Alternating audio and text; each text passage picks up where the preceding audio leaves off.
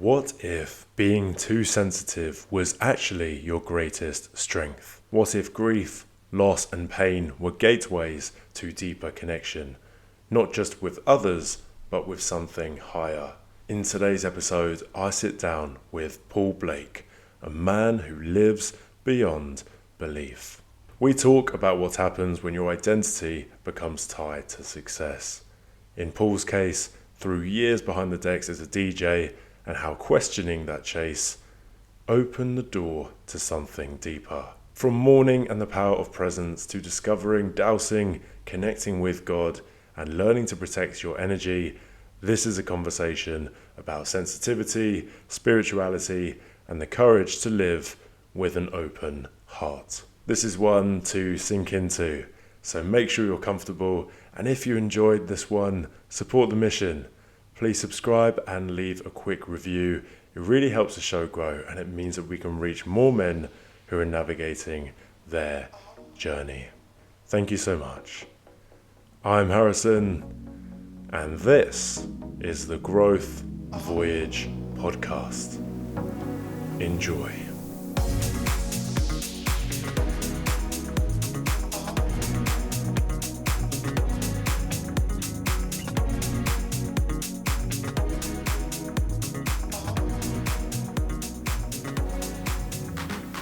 Good to go. That means we're live. We'll get started. Oh, welcome to the show. Oh, thank you. Glad to be here. Yeah, it's been quite the journey for you in more ways than one. Getting here was a bit of a journey in and of itself. Yes, it was. It was.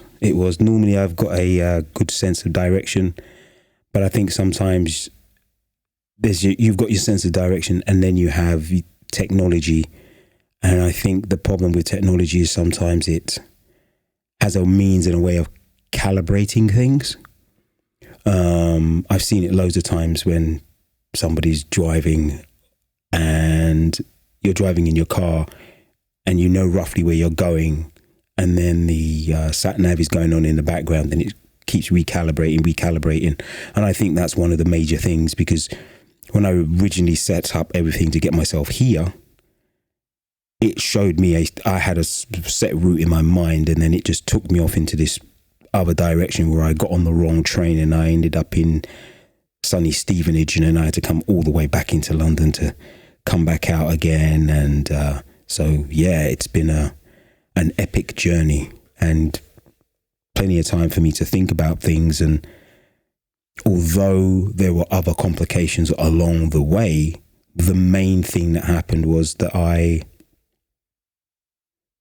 remained calm. I didn't get myself all angry and in my emotions. And in a way, I look at that from the point of view of, that's progress within myself, and something that a person can learn from. Because if you're going to be late, you're going to be late, and there is nothing that you can do to change that fact. All you can do is either turn back, which could be seen as giving up, or continue to go through it until you get to the end, and try not to lose your humanity along the way. Because it could have been quite easy for me to have taken out my aggression on, or use microaggressions against people who were just doing their own thing. And that didn't happen. And I think that's a good thing in that sense, because I think sometimes, you see it all the time. You see people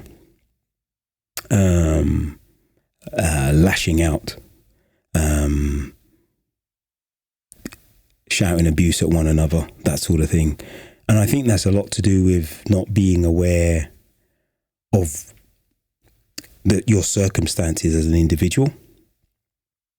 It can get to the point of whereby it overtakes you as a person, because if you think that 9 times out of 10 you're not the kind of person who loses your temper, and you'd say to somebody, oh, I'm generally a calm person, I never lose my temper, And then the slightest thing like being late, the barrier just drops down, and there it is. There's your anger, there's your aggression. And then when people say, yeah, you got anger issues, and the first thing is, no, I don't have those sort of things, but it's there. But you're not aware of it because you haven't caught yourself in that situation where you realize to yourself, yeah, I do have a certain thing with my anger, that sort of thing. And it's something that when I was much younger, and I'm talking about like a child, like a very young boy, I was a very angry person, very angry. And my anger could come about from just anything. Anything could just, trigger my anger, and I'd be like, just angry, And I think when you're young, like very young, I'm talking about preteen. When you're preteen, in your childhood, I think that it's difficult to get a grip and a grasp of that. But I think I had some pretty decent positive male role models around me at the time. So they kind of like helped out a lot. And I think if that was not there, that could have led on to me not having anyone to like trim my wings, so to speak, to stop me from becoming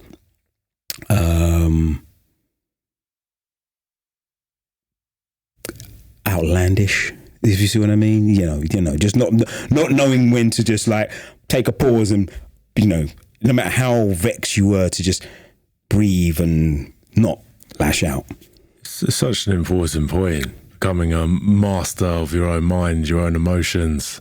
And as you were alluding to, you might believe you're a calm person, but how often is that an accurate reflection of how you're really showing up in the world? And these life events, as you've alluded to, being late, things which might spark some sort of reaction internally. Have you mastered the ability to,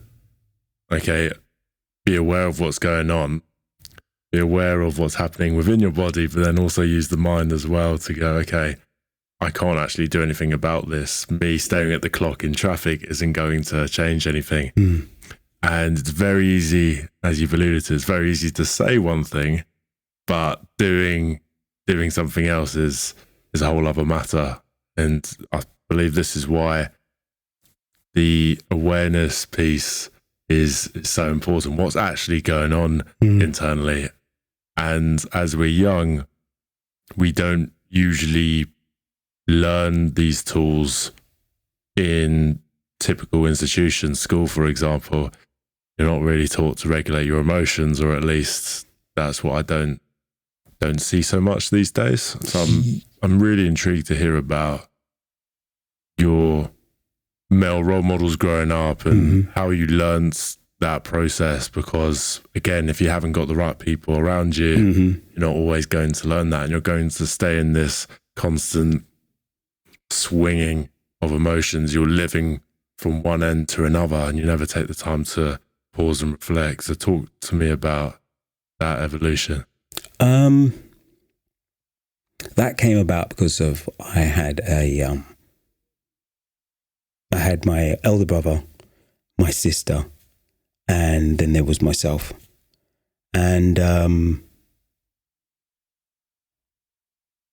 I was basically born at home in Hackney, in a place called Spurstow Road, 52 Spurstow Road. The place doesn't exist anymore. It's subsequently been knocked down. And I was born actually in the property itself. And I have some memories of my time being around there. I think up until so I was born in like roughly 68, and I remember certain stories that my mother told me, and then there's photographs as well, and just certain memories. And I remember one of the things about it, because it's right near to Downs Park railway station, is the sound of the trains going over the bridge, which there was a points on there, and it would make this booming sound.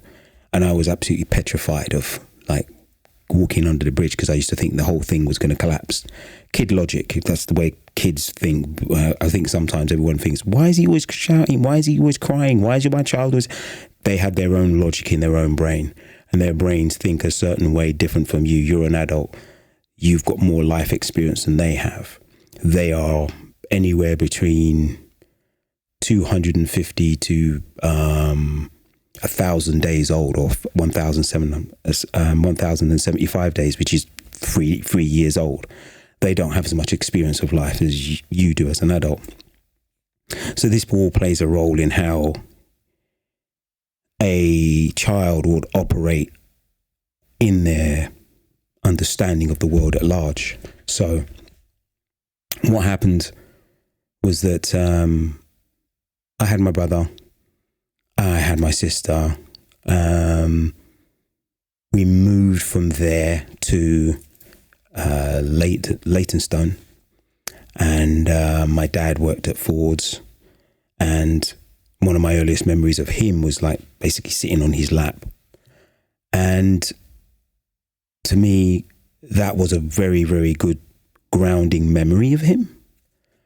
And there were other things that went on as well. You know, we celebrated Christmas and going shopping with my mum, where we used to get on the 236 bus and go up to Ridley Road Market and come back. And we used to just live off of like Grove Green Road, which is in Leytonstone.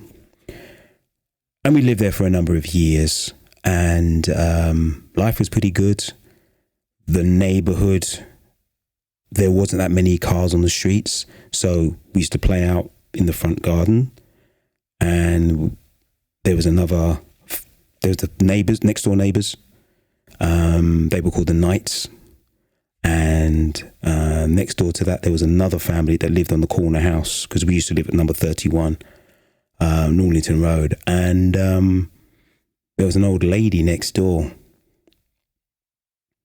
And I remember going out as a small boy, and she'd be on the other side of the fence, and she used to talk to me, and I would be like looking up at this lady with like white hair and everything else. And I didn't realize at the time, until years later when I reflected on this, I realized to myself that woman was most probably, because it was this is roughly 1972, roughly about 72, 73. That woman was most probably born in the 1800s. There's a strong possibility, because I remember one time I was out in the garden and she came out, and she wasn't herself, so to speak. She was quite abrupt and quite rude. And I was like shocked, because I'm still a child. And then her son came out and took her inside, and I was like sitting there like that. And then I remember loads of people turned up next door. Loads of people. And they were all out in the garden and everything else. And I was quite taken back by it, because I didn't understand what was going on. And I nobody in my family really spoke about it, because my dad wasn't there. My brother was at school. I was still preschool. And I remember not seeing her for quite some time. And I remember getting in a conversation with the Knights, with the people that lived next door. And one of them was very kind to me. He turned around and he gave me an airplane that he made, like an Airfix model, and he gave me that. But before I got that, they actually passed me over the fence, you know, to their house. And I was like, oh my gosh, strange new land. And I'm there in the kitchen, and I remember bringing it up to one of the sons. I don't know how old this boy was. But I remember bringing it up. I said, I miss what's her name? I haven't seen her for ages. And he went, oh, right. And he explained to me that she'd gone. So she'd actually passed away.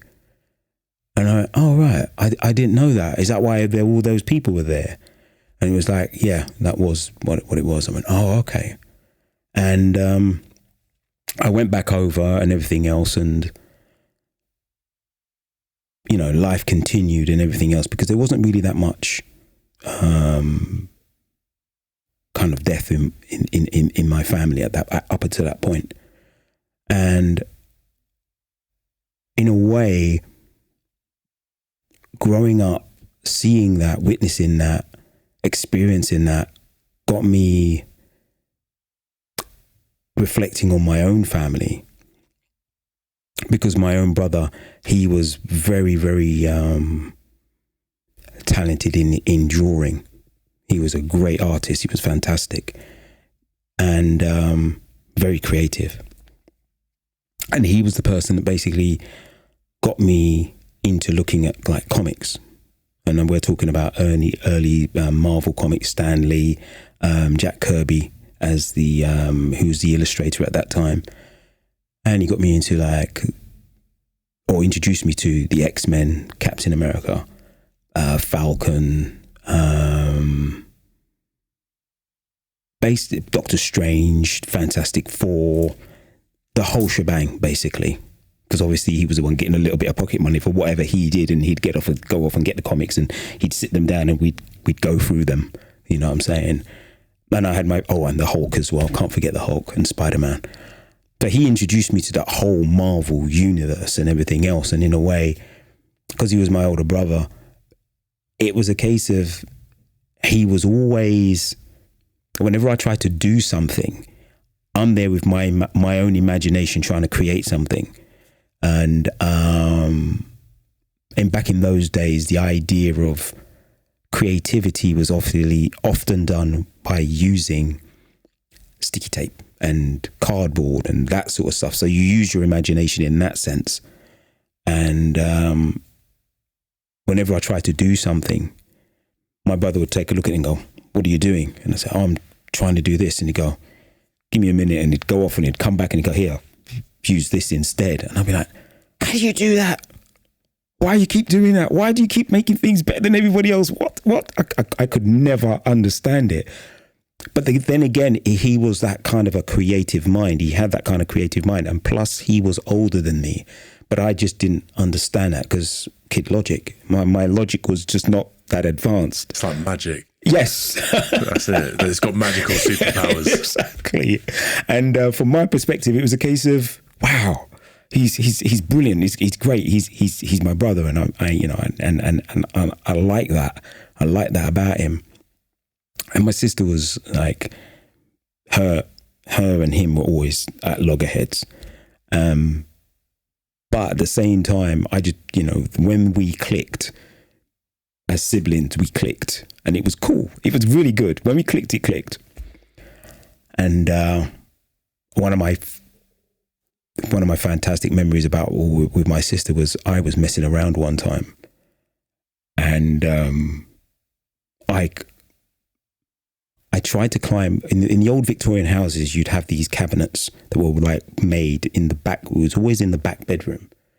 Actually, it was in both bedrooms, but not the bedroom which used to go out over the kitchen area. So you'd have these bedrooms, and you'd have the chimney breast, and you'd have these built-in cupboards. And I remember trying to climb to the top of the cupboard, and I couldn't get there. And I was trying to get down, and I'm hanging on this door handle. And I am absolutely petrified at the thought of falling, because I think in my head that I'm hanging from the top. And I'm calling help, help, help, help, help. My sister walks in and she goes, "What's wrong?" I went, "I'm going to fall. And I need your help because otherwise I'm going to fall." And she went, "Just let go." And I went, "I can't let go. I'm going to hurt myself." And she went, "Just let go." And I let go, and it was just like about 4 inches to the ground. I went, "Oh." And she went, "What did you think it was?" I went, "I thought I was right at the top." And she went, "No, you was never at the top. What's wrong with you?" And I went, "I don't know." So anyway, my childhood was pretty good up until that point. Sadly, my parents got into a bit of an argument, and a divorce happened between the two of them, and that introduced me to a bit of violence in the home, which I sometimes wish I hadn't witnessed. I wish I hadn't seen it. And for a long period of time, I guess in a way, I was kind of stuck between a rock and a hard place because I didn't quite know what was going on. My brother and my sister, they didn't witness it, but I did. How old were you at this point? Oh, I must have been about between my 3rd and 4th birthday. You know, I mean, I can't even. I'm intrigued to hear how much you actually remember from that experience. Because for me, I can only really remember perhaps 5 onwards, and I was 6 when my parents got divorced. I see. So that was my first exposure to, what is life? There's something darker, for lack of a better term, and that was my first exposure. So I'm wondering, you mentioned the neighbour next door, her death. Did that give you a similar sort of experience, or was this, being exposed to this, a whole different level of? It was a completely different level, because this wasn't something which happened outside the home. This is something that happened within the home, and because it happened within the home, it had more impact. And up until that point, everything just seemed to be swimming along nicely. Yeah, there was a few mistakes here, a few mistakes there. There was, certain things that went on, which would happen with any family. But this was the literal turning point of everything, because it wasn't something that. It's not something that I would that any person needs to see. You don't need to see that. You don't need to see that kind of. I mean, it wasn't to the point of whereby it was extreme violence, so to speak. I think it was just basically my, easiest way for me to put it is there was a lot of pushing and shoving, and that's a lot to experience as a kid. Yes. As a kid, everything seems very real and a really, really big threat. Yeah. So, and as you were alluding to earlier, as a kid, you can't actually use that logical mind to rationalize things. No. So if you hear, I remember hearing about drugs when I was young, and for me it was, someone's using drugs. Well, that's like a really bad thing, and that's terrible. And in a similar vein, if you see adults fighting, and if you see people shoving, that is as real as it gets. Yes. Like that feeling. I think it's important to contextualize this, because as a kid, that's a very real threat. Yeah. And that happened. And my mum was like pushed, and she hit a window, and the window broke. And I think the sound of the window breaking was more impactful than anything else. And soon afterwards, because I don't remember any of it after that, to be honest with you. And do you think that was a trauma response to kind of shut everything off? I think so, because it wasn't until years later, when I was in counselling, I had a conversation with my mum about it, and I asked her, because up until that point, I don't know what happened. I don't know how I went to bed. I didn't know. Do you get what I mean? It's almost like the equivalent of having. People talk about departmentalizing things in their brains, and it was the equivalent of being hungover, but waking up in your bed. Being drunk and waking up in your bed and thinking, "How did I get in my bed?" And it's complete blank. And then you spend a bit of time retracing your steps until you've realized to yourself, "That's what happened. I went to the kebab shop, and I went and I did this, and I spoke to that guy, and this happened, and that happened, and this happened." And right now that makes sense. And it comes back to you slowly. In this case, it was a case of I had no idea what happened. All I know is that life continued after that point, but there were blanks that I couldn't fill in. And when I spoke to my mum afterwards in regards to it, she basically told me what had happened as far as what happened with her. And, you know, based on that, you know, what had happened between the two of them when their relationship had like broken down, and there was a subsequent divorce and everything. Yeah. Did you get any kind of explanation at the time as to what was going on? I've discussed about this with my own mother, actually, because you can see both sides to it. One is, okay, reassure the kids, let them know what's going on. But then I also understand from their perspective the other side, which is, well, I don't want, you want to shield the kids away from that. Okay, just focus on the positive stuff. Don't talk about it. So was it a case for you where it was the exact details wasn't really exposed until later on then? The exact details weren't exposed until much later on. It was basically more of a case of my I think more of my brother and my sister knew more than I did what was going on, but I never discussed any of that stuff with them, and subsequently I haven't discussed any of that stuff with them. So I think they were more aware than I was of what was going on, although I was the person that was a witness to what had transpired. So I'm the one dealing with the although it must have been traumatic for everybody to a certain degree, you see what I mean? It was stressful for all of us, because 1 minute we were everything was ticking along nicely, and the next thing we knew, things had broken down. We were living, I can't remember what had happened. I think my dad had moved, left the house or something like that. I can't remember any of that at all. Do you see what I mean? And we had stayed there right up until, I think it was, we were living at 31 until about 1975, because I remember early 1975 you had the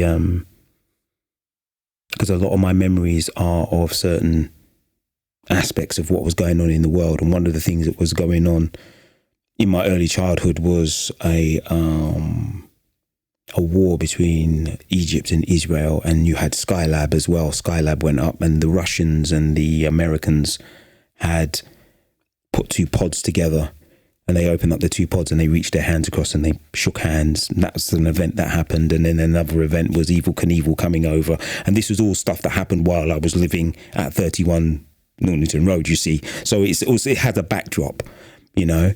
And the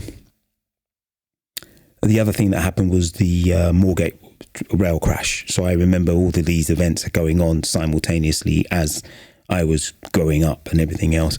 And I think the last years we spent there was, I think because, that was it. I think we'd moved away. We'd actually left there in late December, about late December, 75, we moved to Leytonstone into a tower block. And because the divorce had come through and my mum had found somewhere else for us to live, and I went away with her that summer. My brother and my sister went to Dymchurch with the school, and I went off in my summer holidays to Butlins. And then that's where I met my mother's new partner. And I didn't know what was going on between the two of them. But, and again, another person who, because he became my stepdad. And at the time, after what happened to my mum, I was very overprotective of my mother. You see what I mean? Very overprotective of my mum, to the point of whereby it was a case of, no one's gonna hit my mum ever. That's just not going to happen. And So I was overly protective of her, and maybe it came across in my personality or our relationship. But then it wasn't until years later, on her 75th birthday. Is her 75th? No, her 70th birthday. I'm standing there, and he's standing next to me, and I looked at him, and this is the sign of maturity. I looked at him and I went, "You know what? I should shake your hand." And he went, "What for?" And I went, "Because knowing what I know now about life and everything else, you could have quite easily messed around and messed my mum up and everything else. But you didn't do that. And for that, I've got to turn around and say, no, the respect for that." And he looks at me and went, "Gosh, you're right. I could have done, but that's how I felt." And I went, no. You got my, I shook his hand, because at the end of the day, especially today, you hear a lot of people turn around and say, never raise another man's child, this, that, and the other, and everything else.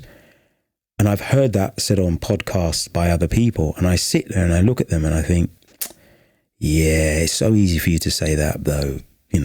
Don't raise a woman with children already. You shouldn't do that, X, Y, Z stuff. And it is a very bitter attitude to have. And it's a grown man telling another man that he shouldn't do that. So why don't you just fess up yourself and say that you don't have the capacity to raise another man's child, rather than turn around and say, no one should do that. If you don't have the capacity to do that, say you don't have the capacity to do that, and live your life that way, rather than going around spewing your ridiculous notion that every man should not do that. Because at the end of the day, there are some men who are more than capable of doing so. And I am not trying to say that all men should, but I'm definitely not saying that all men shouldn't. You see this a lot, where we project our own insecurities, our own beliefs onto other people. And it's something I'm super aware of now. And especially when it's not even asked for, the advice. Yeah. And people are just sort of talking about this. And I think unless you've got the awareness to critically think and assess someone's own situation, a lot of the time you'll take their advice as face value. Yeah.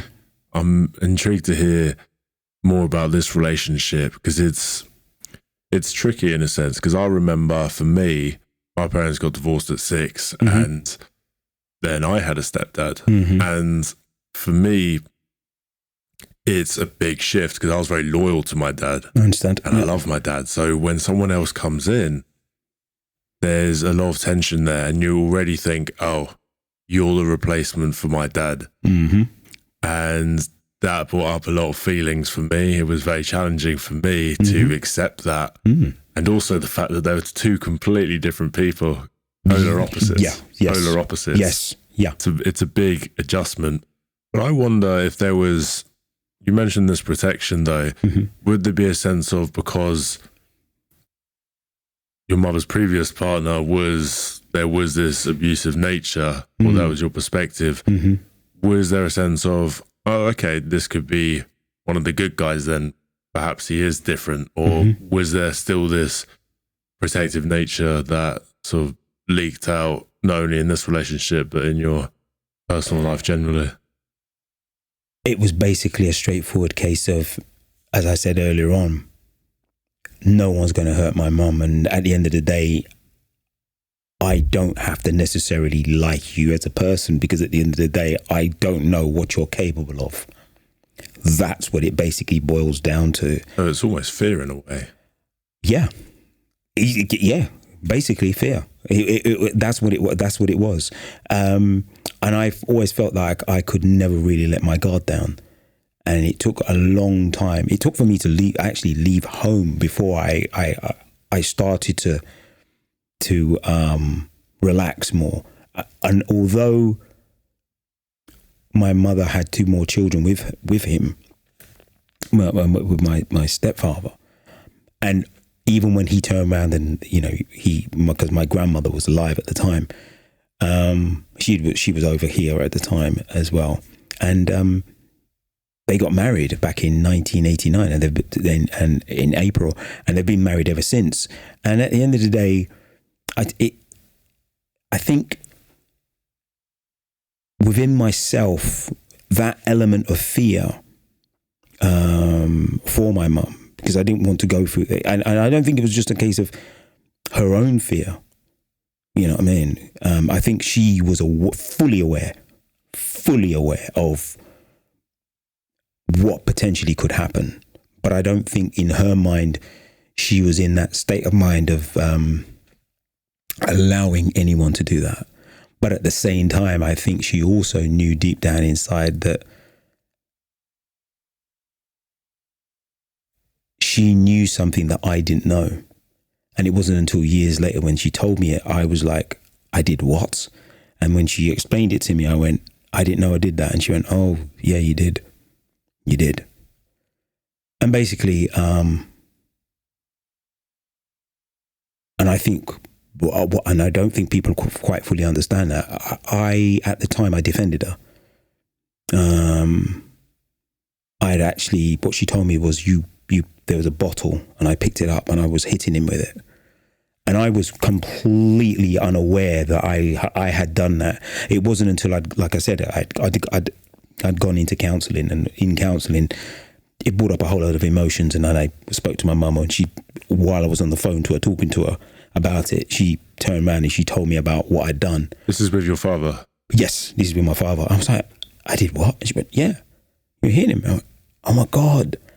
I thought I wasn't aware of that. And she went, so you don't remember none of that at all? And she went, yeah. I went, no, I don't remember any of it, Mum. It's a complete blank for me.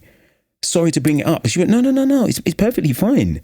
You know what I mean? So long as it helps you, then it's fine. Yeah, that's what you did. And I was like, oh, okay, all right. Because I just thought I just sat there helpless. You know what I mean? This whole thing going on and I didn't do a thing at all. But yet I had done something. And it wasn't until prior to that, I'd felt like I had done nothing. I felt like I always needed to protect my mum. I always felt like I needed to protect my family. And I had a temper on me, which was absolutely terrible. And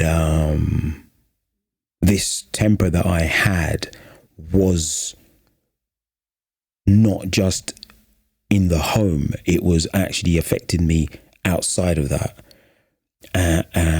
It affected me because I was going to a school, my local school, which was like Newport School, and we'd gone away for the summer holidays. I'd come back and we were there for about 2 weeks. About 2 weeks we were there for, and then I was gone. So I had no idea we were moving. It was just like a case of I turned up for about 2 days worth of school, and the next thing I was gone. You know what I mean? We're moving. What? And I was going to this new school now, and I was just, taken to this new school where I knew nobody, and all my friends that I'd gotten to know from primary school, they were just gone, and that was it. And I remember sitting there at the new school that I'd gone to, and they introduced me to there was these two kids in my class, Scott Fake and Michael M. Ponce. God knows what they're doing now. And there I am in this classroom, and I remember at one stage, I think I said something which upset them, and they both turned on me. And I'm standing there, and both of them are like, you're evil, you're this, you're that. And I stood there and I looked at them, and I was just like, crikey, where is this coming from? I haven't done anything wrong to my knowledge. And I said, you know what? Why don't you two just stand together? Stand like that. And I positioned them right next to each other. And I just knocked their heads together. And I said, just don't be stupid. Don't be stupid like that. And they went off crying, and the teacher came over and she was like, what's going on here? This, that, and the other. And it was a case of, I don't know, I think they just bashed their heads or something like that. I wasn't being a bully because I'm not a bully. And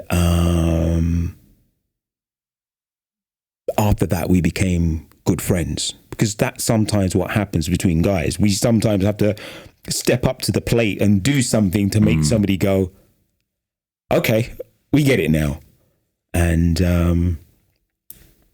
so they became, we became friends, and then Michael moved away, and I became good friends with Scott, and Scott moved away, and then I had to make new friends and everything else, and life just ticked along nicely. And then I was introduced to the Boys Brigade, and I joined that.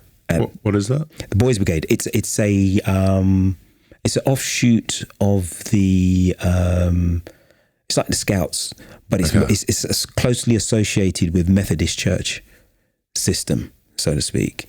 And you've got like the Boys Brigade and the Girls Brigade, and it takes its roots from the Bible itself, with the term sure and steadfast. I can't remember which Bible area it was from. I think it's from Romans, I think, but that's where they get their phrase from, sure and steadfast. And I presume your upbringing was revolving around religion as well. Did you kind of fall into it? Yes, we did. I remember one of my earliest memories of being with my dad is going to a Methodist church, which was on Leytonstone High Road. It still stands there now.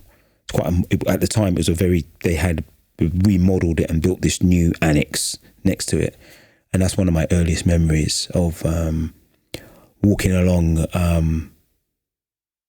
believe it was Twickenham Road, and all the way there, and going in there, and when they opened up the new annex, going in there for a few services.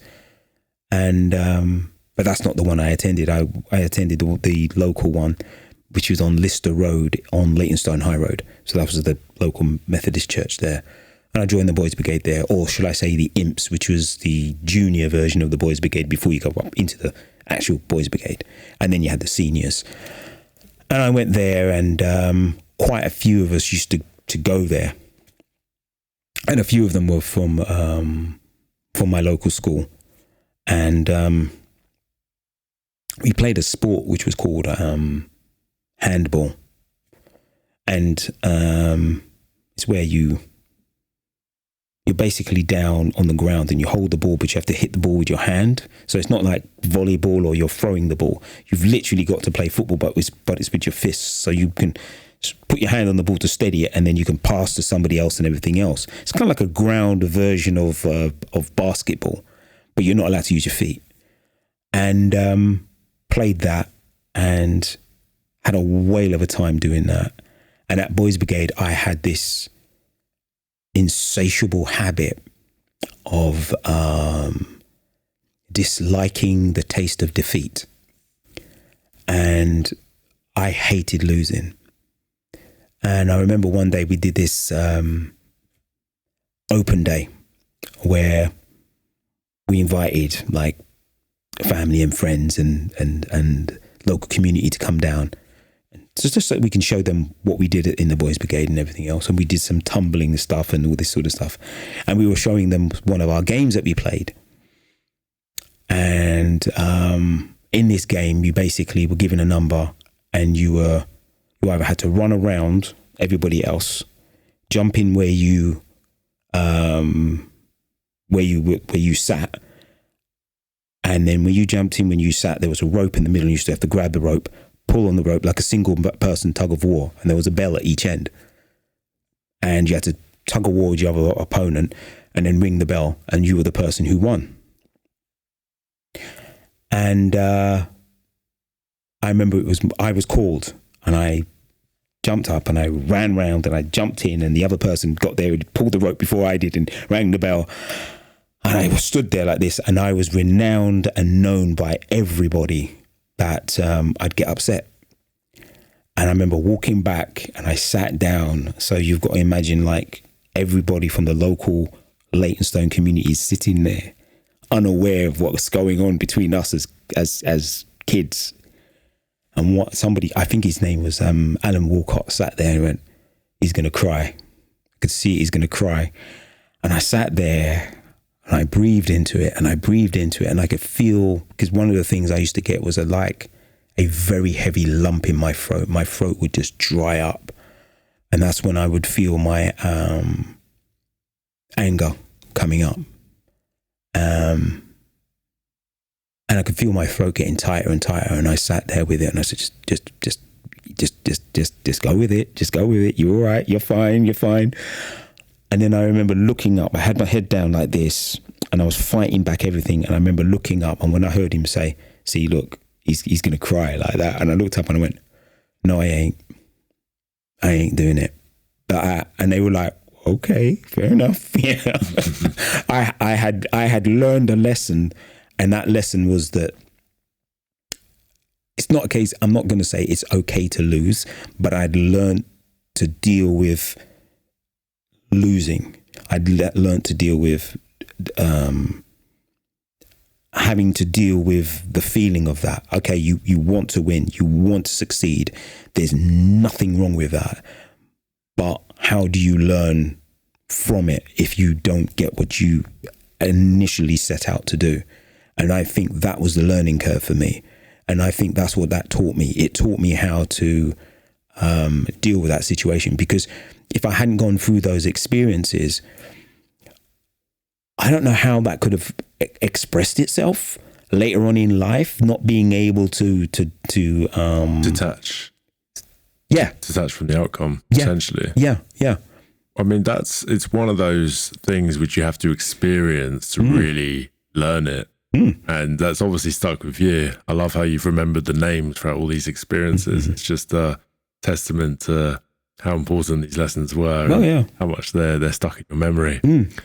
And it's learning to detach and knowing, okay, this isn't the be all and end all.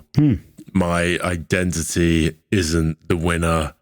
It's okay to aim for that, but the world's not gonna collapse. And I find it's a balance between acceptance and accepting that, but then also not beating yourself up for having that desire in the first place or wanting to be a success. And it's a tricky one. And this is why I've looked a lot at goal setting. A lot of men are very ambitious and they want to achieve something.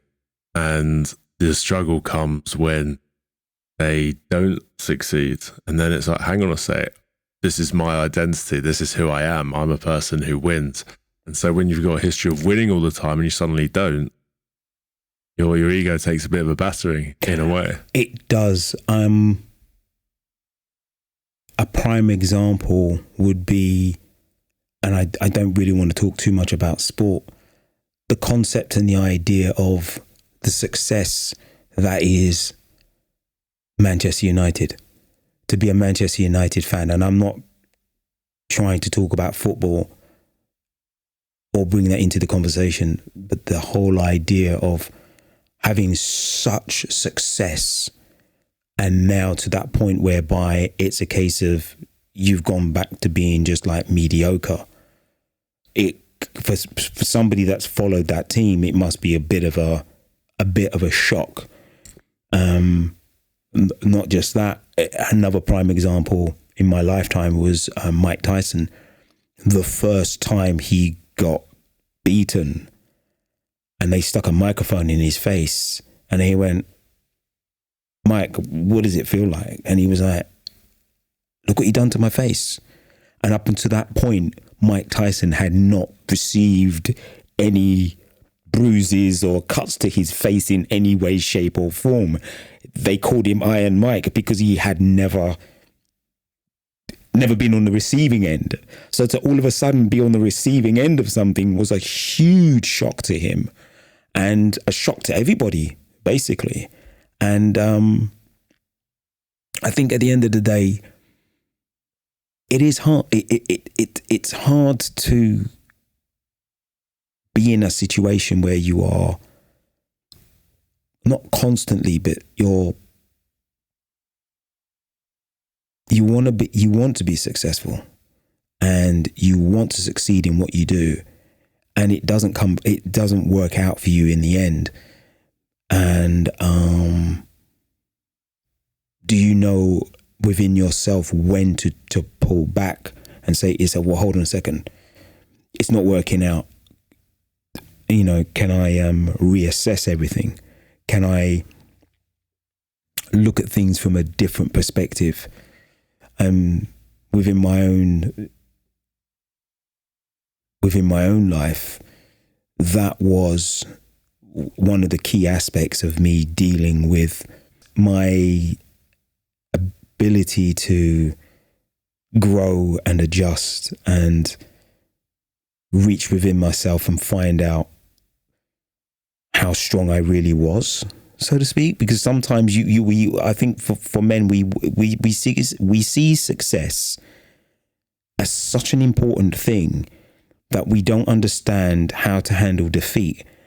And when we go through defeat, we don't fully realize how a minor setback can actually be a blessing rather than a curse. Yes. Yeah, I'm a huge believer in that. It's only years later you reflect on them that you see them as blessings, but at the time they can be very challenging. Yeah. But this is really fascinating to me in terms of when you're going after a goal and the goal isn't materializing. It's that balance between, and I'm still toying with this idea because it's fascinating to me. Because I believe when you have a mission, you really believe in something and you will achieve it at all costs. I'm a strong believer that you can do that. However, what I've seen time and time again with men is that they've fixated on this goal and there's so much resistance there to getting the goal. And yet there's so much fixation on it. So I wonder, in that case, is that really their goal, or is it a goal which they think they should get because of what they've been conditioned to believe is right? And that, I believe, could be the difference. And I think a lot of struggle that men have is their sense of identity, and it's that sense of, okay, this is who I am, this is what I'm doing. Well, when that illusion's broken, then what is left? So I'm fascinated by this in terms of being able to detach from a mission, being able to detach from your identity when you're so certain in your mind that this is the path, right? Yeah, it is very, I think that's very easy for a person to become identifiable with an idea or an identity. When I think about in my own life, I've had moments where I was determined to make it in the music industry, and I was doing DJing at the time as well, and I was making quite a bit of headway, and I'd been quite successful. And as time went on, I identified with it for such a long time, for almost 10 years. I identified with that, the whole idea of making music, DJing, and it became so much of a prominent part of my life that any bit of money that I got hold of, I was always buying new records, trying to play clubs, doing a bit of radio work as well, and on the old illegal broadband, so to speak. So I did quite a bit of that, and the interesting thing in regards to that, so much of my identity was tied up in that when I actually finally got to the point whereby I heard somebody say something that was quite interesting, and the thing that they said to me was that a DJ is a frustrated producer. And I thought to myself, well, I've always had that interest in like making music and everything else. And it was kind of like the next step to go off and do that. And I did for a while, and the DJing took a back seat, but I'd always something that I dabbled in and everything else. And I'd had some success in both fields, but nothing to really turn around and say, you know, I'm a headliner somewhere or anything else for that matter. But so much of my identity was tied up in that by the time I got to the point where, which was roughly about 2000, the year 2000, I decided to myself, yeah, I'm done. I can't do this no more.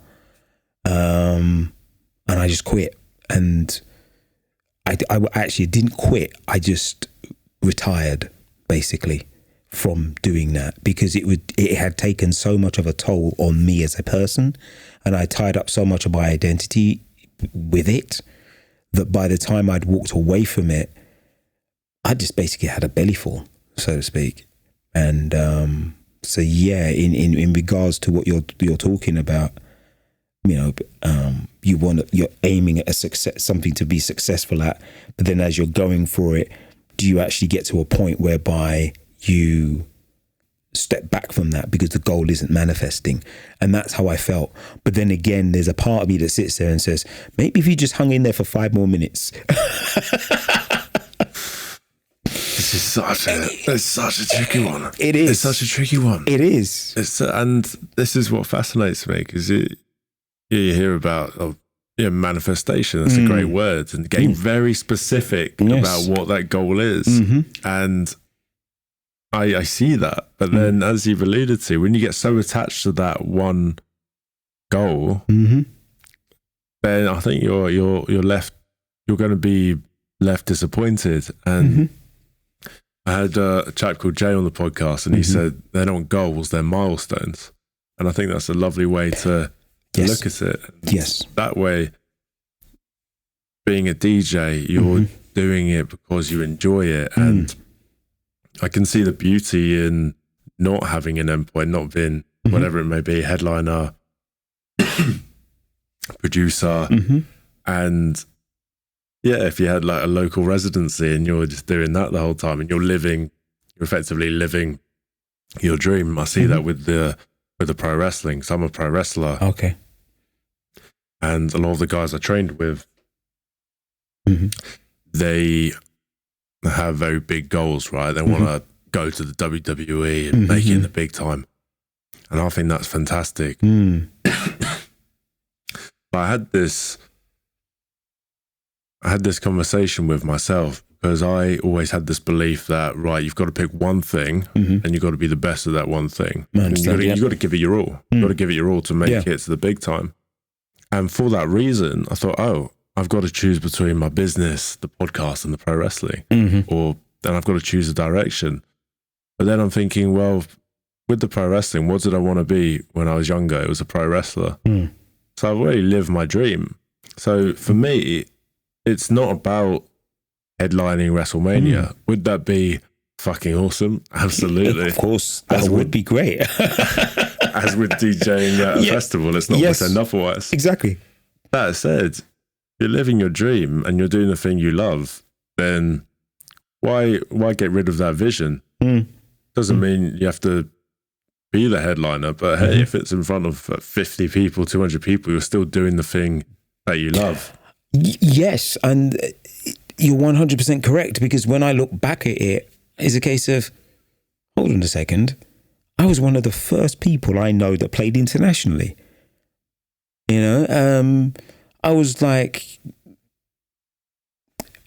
I had so many opportunities to play so many different venues that through luck of knowing the right person, it was a case of, could you go and play this night at a venue called, which is now O'Neill's, just off of what's the name of the place? Can't remember the name of the road. It's now an O'Neill's, but it used to be called the Wag Club. That's what it was. It was a famous, renowned nightclub back in the 1980s. In fact, it almost had the same premise as Studio 54. You had people queuing up, and they used to walk the queue. And if you didn't look the part, they used to just tell you to leave the queue. That's what it was like. And you could be turned away dressed in the most, like in an Armani suit from head to toe. And they'll take one look at you and went, nah, sorry, mate, not tonight. And that's not the security guard. That's the maitre d' of the club itself, telling people, you don't look the part to come inside our nightclub. So a week later, you'd come back dressed the way that the person that did get let in. And at those days, it was like things like ripped jeans and all that sort of stuff. And it was that kind of a establishment. It took me absolute years to get in there as a patron. But then to actually get the opportunity to DJ there one Thursday night was just like phenomenal. And it was great, you know, and that was through a friend of a friend. And I was living a dream. I was having that success, but it got to that point where it's a case of my brother had just passed away. And I think I was just going through a huge amount of grief, and I just had enough. I just had enough of it because it was so much of a struggle. And before my brother had passed away, there's two things that had happened. One of the things, I was always making like mixtapes for him, and because he would always come around and say, make me a mixtape, and I'd make a mixtape and everything else. And one of the things he said to me before he passed away was, don't get upset. And it kind of like stuck with me for a long time. And he passed away, and I was completely and utterly gutted, because there was a period of time when I was growing up when I could have done with him being at home, but he got himself into quite a lot of trouble, and he got sent to a home, and he was in this home, and he used to come up for weekends, so I hardly got to see my brother. So I had nobody to kick back with. There was my sister, and my stepfather, unknown to me, had his daughter with my mum, and then also had his own stepdaughter, and they all came to live with us. And so now it was just a case of a whole load of female energy in the house. Nobody to really kick back with, so to speak. And that had a huge impact on me as a between the ages of about 7 to 10. And I used to spend my weekends with my grandfather. You know, every weekend I said, can I just stay? We used to call him Papa. I said, can I spend the weekends with Papa? And he was like, yeah, sure. So every weekend it would be like Friday night, I'd be sitting there looking over the balcony, seeing him turn up in his metallic blue Vauxhall Viva estate, and I would be just like, yes, time to go and hang out in Hackney. And I'd go down, and you know, I could just chill and just be myself for a while and just hang out with my grandfather. And I loved it. I loved it. And then I'd come back on the Sunday and I would just feel relieved. And then the Sundays I didn't, my brother would come up, and it was nice to have him there. But then again, sometimes it was a case of he was a bit annoying. But then again, I think that's because he wasn't there the whole time. And my mother never really turned around and said, don't ever see your dad. She was always like, if you want to go and see your father, go see your father. So my father was still in my life. You see what I mean?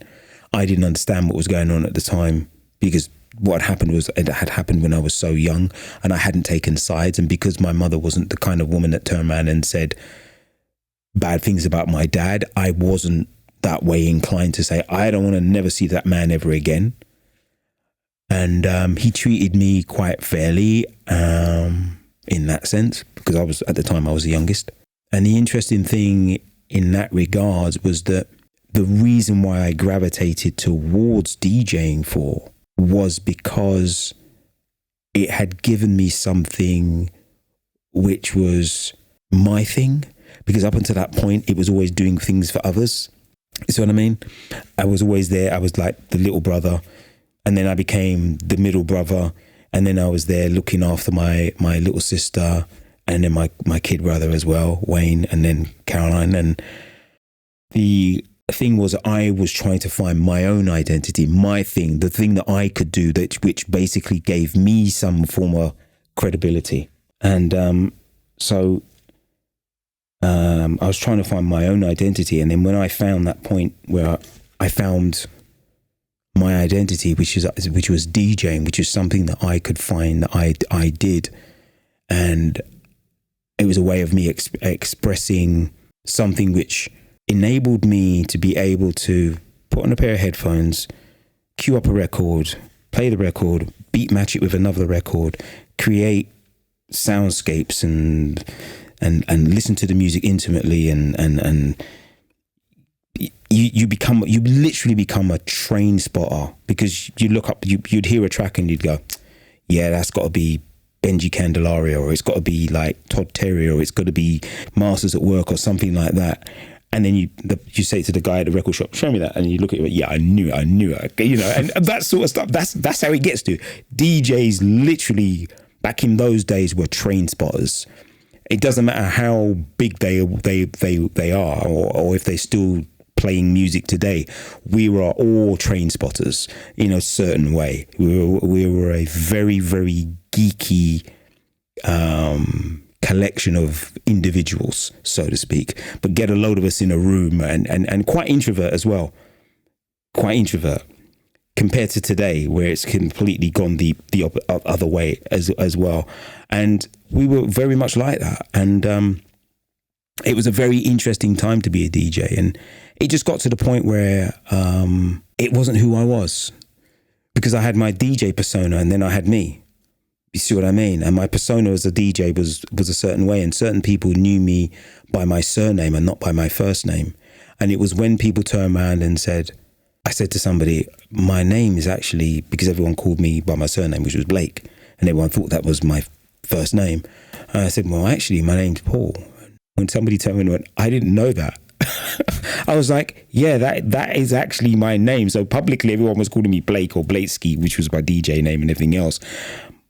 But at home, I had this other persona, which was Paul. And that's the thing that basically got me to that point where I was just like, you know, although there's this person that does this DJing thing and everything else, and I'm known for that publicly, deep down inside, there's this other person. And yeah, I suppose because you've gone from one, you can call it enmeshment, or just putting other people's needs before your own, and then you've got this DJ persona, and because you fluctuated between the two, it makes sense that you wouldn't actually know who the core of you is. And it's interesting that you've mentioned that in that way, because I had another DJ on the podcast, Mike, and he mentioned how actually that can be a positive thing sometimes. Yes. Separating yourself from the DJ, and it's like, okay, that's my DJ character. Yes.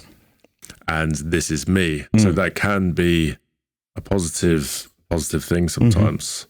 And I can see that. And I also think just having that separation can be positive, but that's amplified if you do know who you are at your core. So I'm interested to hear about that journey and how you discovered these parts of yourself. I think what happened to me was that after my brother, well, actually, it's not after my brother died. It was a series of events. One of them was a trip to America. And when I went to America, we were there. I was only there for 2 weeks. And during that time, a friend of the family that I was staying with, their cousin had died. It was a tragic accident. They were standing outside their mechanic shop, and a car mounted the curb and knocked one of the guys over and pinned the other one. And by the time they removed the car, he'd lost too much blood and he died.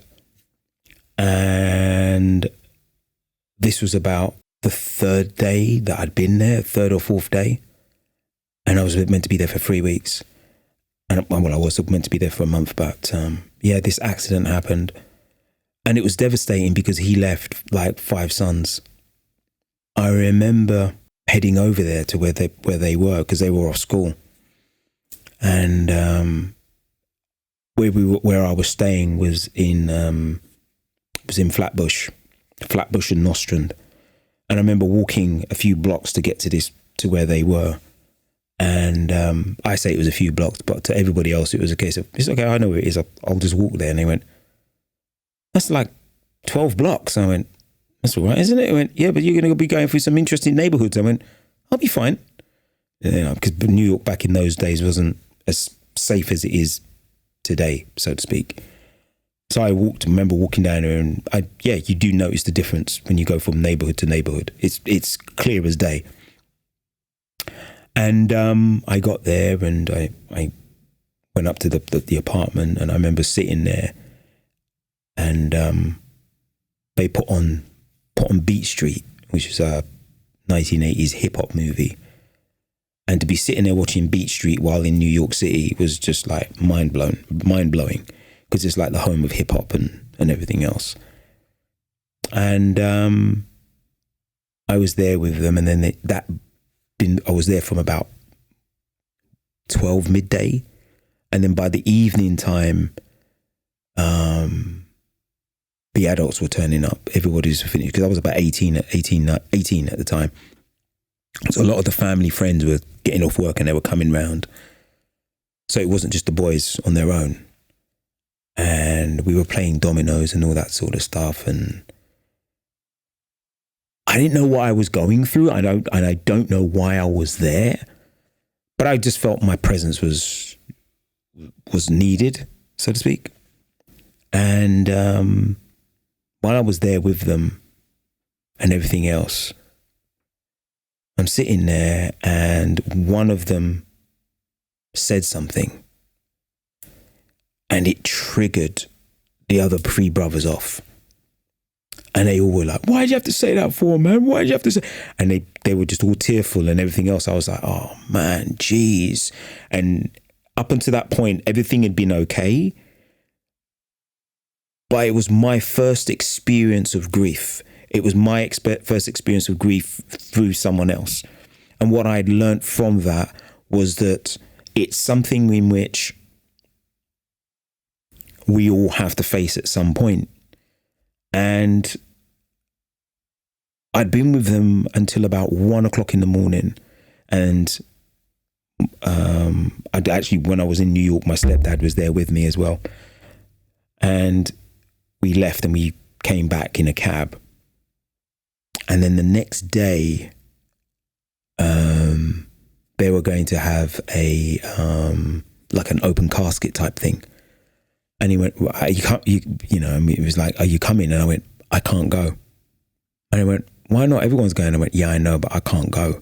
I really can't go at all. I feel so. And he went, what's wrong with you? Because his attitude towards me was that I was always too sensitive. And I took a lot after my mother. Him not realizing, no, mate, I'm trying to protect my mother in case you do something. Well, you also see it quite a lot where kids and people go through life believing they're too sensitive, and then the negative impacts of that belief system, that's not okay to feel as well. Yeah. And it was a straightforward case of, no, okay, fine, fair enough, say what you want to say. I'm just not going. And they left, and I sat down there for a minute. I just burst into tears because I didn't realize to myself that I had taken on so much of their energy, so to speak. I didn't realize that I was, the word that I now know it to be is empathic. I did not know that at the time. And in finding out and discovering that that's who I was as a person, or part of who I am, it left me in a situation where it was just like a case of, I felt a lot better because of it. But at the same time, I didn't understand why, because it was like, why am I crying over this man that I've never met? Why am I upset by this situation, these circumstances that's happened to these people that I don't even really know? Why? So there was a lot of questions going on, and I didn't understand it. And then when it came to the day of the actual funeral, because it all happened, it was all concertinaed up and it happened very, very quickly. And when it came to the day of the funeral, we was off, went to the church, drove from Brooklyn to Queens, and in America, a funeral procession has right of way. So we were just driving through traffic. We got to Queens and went to the cemetery. And again, it was like the first funeral. I'd never been to a funeral up until that point. And then one of the sons was so gripped with grief that, you know, when people pick up a bit of earth and throw it on the coffin, he went, and this is pure emotion, pure raw emotion. It's the easiest way for me to explain it. He's reached down and he's picked up this, I don't know whether it was a lump of dirt or a big piece of flint, and just threw it down. And it made a big, huge thud noise on this big grey blue casket. You know how the Americans have these big caskets? It was one of those, and you hear it go, it just went boom, and dirt was just splattering everywhere. And he goes, why did you have to die for? And then before you know it, everyone was just even more upset because of what was going on. But I could see it from his point of view. It was like, geez, he's really feeling it because he was the eldest. And it was amazing. And I don't mean it to sound insensitive. It was amazing to see something in which I had not experienced myself from a perspective of witnessing something. But although I was witnessing it, it wasn't like I was detached, because I had that level of sensitivity to be attached, but not attached as in a member of the family. Because although they spoke about their dad, their brother, their husband, their friend, it felt like I knew him, even though I had never met the man. And I was really touched by it deeply, and it stayed with me for years, even to the point whereby a short time later, a friend of the family, a friend of my stepdad, one of his friends died. He died the night of the Great Storm back in 1980. I think it was 87 or 89 that happened. There was this big storm that came over. Michael Fish at the time, somebody received a phone call to the BBC saying, "Is there a tornado on its way?" And he famously said on the news that night, "There's no tornado happening," and this big, huge wind came along and flattened trees left, right, and centre. Anyway, one of my stepfather's friends at the time, called Cedric, he passed away that night. And I remember my mum coming into my room and saying, "Oh, Cedric passed away." But in a way, it's kind of like a bit of dark humour as a case of, but it looks like he didn't go without a fight, so to speak, subject to the wind. Do you see what I mean? If you see what I mean. And his brother came over from America. I remember being there, and just, it's almost like as if to say my experience of the previous year, I'd used that to be there for other people, so to speak. And it's more like a case of allowing people to just be themselves, so to speak, because people don't know how to handle grief. And it's not something which is easy to do. It's not something which, you know, here, read this book on grief. You know, there's no such thing as that, because it's something that happens personally, and everybody handles it differently. And just being present for people was one of the easiest things. And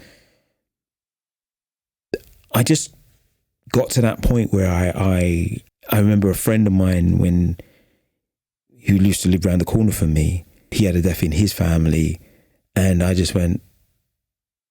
My friend that I'd known for a number of years, who I used to work with, he said, "Oh, there's been a death in the family and everything else." I went, "Oh, crikey, I think his father died," or something like that. And I went, "I'll be there. Don't worry about it. I'll be there." So I went round there and I knocked on the door and I came in and I just sat there and I was just present, you know. And my presence, I wasn't aware of what I had done. But it wasn't until afterwards that he turned around and he went, "Paul," my friend Mark went, "Paul, respect for that." And I went, "What do you mean?" He went, mum and my dad were there, and I said, yeah, I know, I met them. And he went, yeah, I know, but what you did, man, that was really good, because your presence really shifted kind of like how everybody felt and everything else. I went, it's not a problem. It isn't a problem at all, because at the end of the day, it's, if you've got a natural gift for something, you have a natural gift for something. And sometimes I don't think you fully understand who you are, what you're capable of, or what you do in life. And I think sometimes, and this is where I've really gotten a lot of my understanding from. And one of the first things was finding out that there's this thing called being a empath, which is number one. Once I discovered that, I was like, yes, finally, now I know exactly what it is. I'm not crazy. I'm not out of my mind. I know that I have this identity which I've been looking for all this time, but I didn't quite understand exactly what it was, because I didn't understand what was going on. Because how can I go to a situation or be somewhere and all of a sudden feel like crazy vibes, like from everybody around me, and be sensitive enough to pick up on something and go, yeah, I'm not sure about that. And, oh gosh, I'm not feeling too good about what's going on, and come on, let's leave, and all that sort of stuff. And not having that kind of like a sixth sense about things, and thinking at the time that you're actually going mad, and sometimes sitting there thinking, why do I feel grumpy for? Why do I feel upset for? What's wrong with me? Why am I depressed? Not understanding any of that. Because you've taken on other people's energy without knowing. There you go. Wow, this is happening back in the 80s and 90s. And one of the ways of combating that, or one of the reasons why I was so involved with music and DJing was because as a DJ, you're in control of the room, you're in control of the situation. So that's why I kind of gravitated towards that. And one of the things that got me more than anything else in DJing was one time I turned up at a party, and there was a friend of mine, and he was he was DJing, and he was like, I don't know what to do. And I remember looking at him and went, what have you got? Show me what you got. And he pulled out a whole load of records and went, all right, okay, this is how we do it. We're going to start off with a bit of Happy Mondays. We're going to do some Fool's Gold. And then after that, we're going to go with some is it Soup Dragons? Soup Dragons. So all little 80s British independent bands. So we're going to play that one, then that one, then that one. And by that time, you'll have the whole crowd. Don't worry about it. And he went, yeah. I went, right, start with that. And he went, play that tune. And I went, right, okay, play that one. And he played that one. And so play that one after that. He went, play that one. And before you know it, everybody was up and everybody was dancing. And it was great. And I looked at him and he went, now you've got them. Just keep playing good music because you've got the party finally started. And he got it going and everything else. And it was a case of, one of the things I realized to myself, that going through that whole journey of self-discovery, especially the last 20 odd years, was finding out I wasn't alone as far as being empathic was concerned. It was a real thing. I wasn't going out of my mind. Discovering that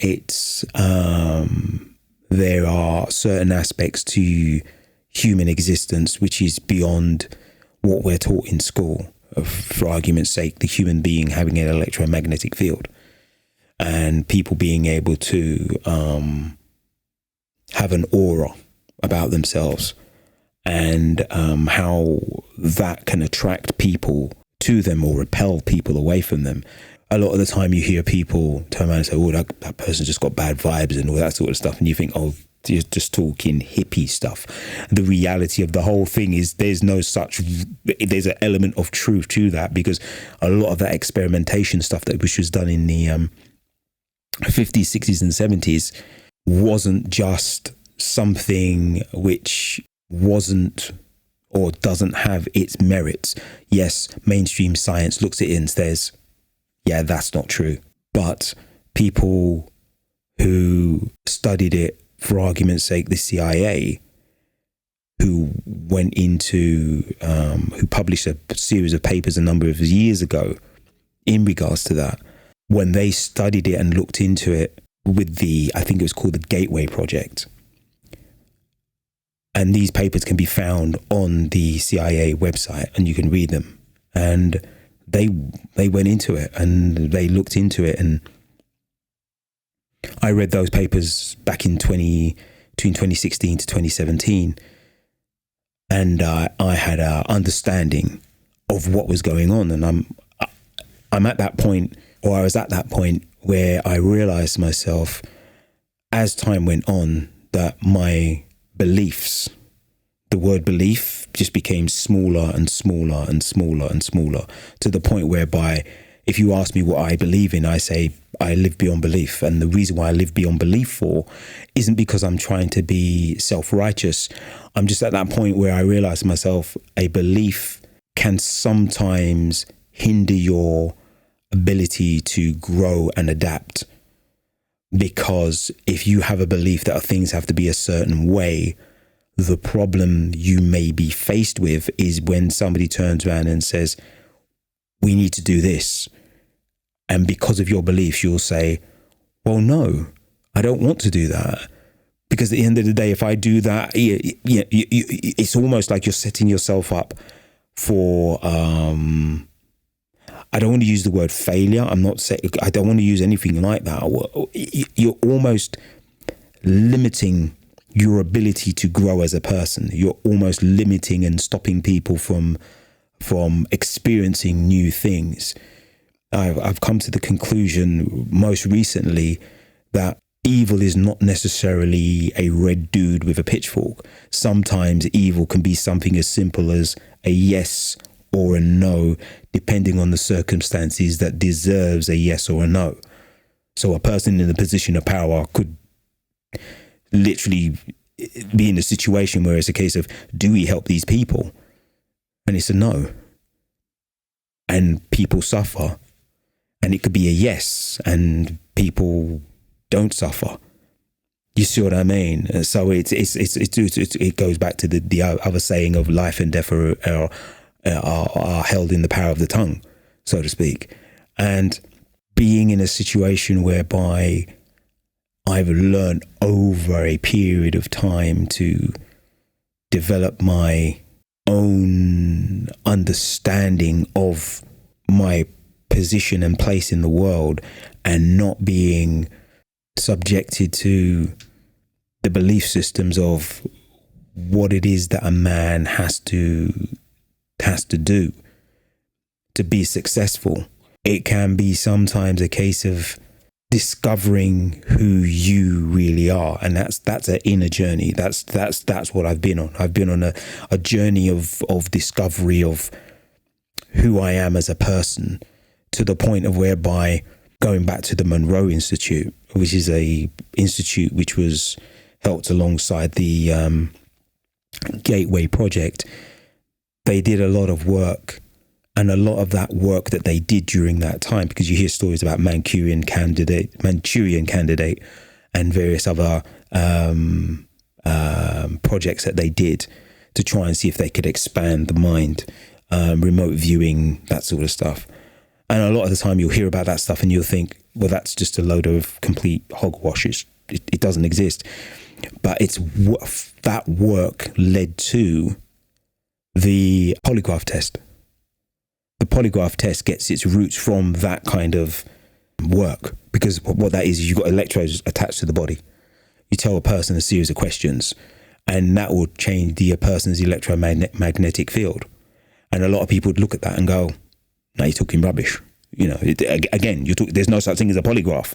But the interesting thing about that is that you have people in the ancient world who would, for want of a better word, be able to find water in the middle of nowhere. No rivers, no anything, but find water by using dowsing, and say, dig down there, you'll find water. And they'll dig down a few feet and sure enough, there's water. So you got to ask yourself a question, well, how was a well found? Do you think the water was just bubbling up out of the ground? Some cases, yes. In other cases, no, you had to dig for it. You see what I mean? So how did somebody discover that there was a well there? You see what I mean? So it's all part and parcel. And yes, you can discuss to the point of whereby you can dismiss it, but that's fine. But you weren't there and you're only going on the information that you have. And I can't believe for myself that I discovered, after all these years, I discovered something amazing myself. And the thing that I discovered myself, and that I would never have had believed it at all, was that I was at home one day, and this is during lockdown. And what happened to me was that I had basically held this. The story goes like this. I was on a bus and I knew I needed to get this connecting bus. So the bus that I was on beat the other bus to the stop, and I got off, ran to the next bus, got onto the back of the bus, and I wanted to sit down somewhere, and something told me, no, don't sit there.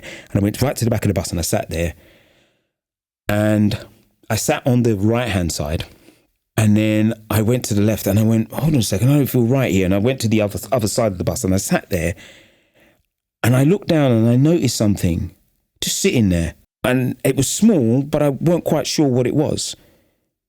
And I went over to it because it wasn't moving. And I went over to it, and it was a stack of like magnets, 4 magnets. You know, those very powerful scientific magnets you can get. It's 4 of those round ones. I picked them up and went, wow, that's cool. That's really cool. I think I'll keep that. So I took these magnets home, and I was playing around with a chain, and I connected them to a chain so they just hung down. And I'm holding them up like this, and all of a sudden this thing starts to move. And what I found was, I'm using a tea strainer at the moment. What I found was that if I hold something in my hand like so, after a while, it basically will just start to move itself. And I discovered that I could actually dowse. And once I discovered that I could dowse, the first thing that ran through my mind is, nah, I must be living in some kind of a dream or something like that, because this is impossible that this thing is moving by itself. And no, it can't be right. It can't be true. This is impossible. Not me. I can't be doing this.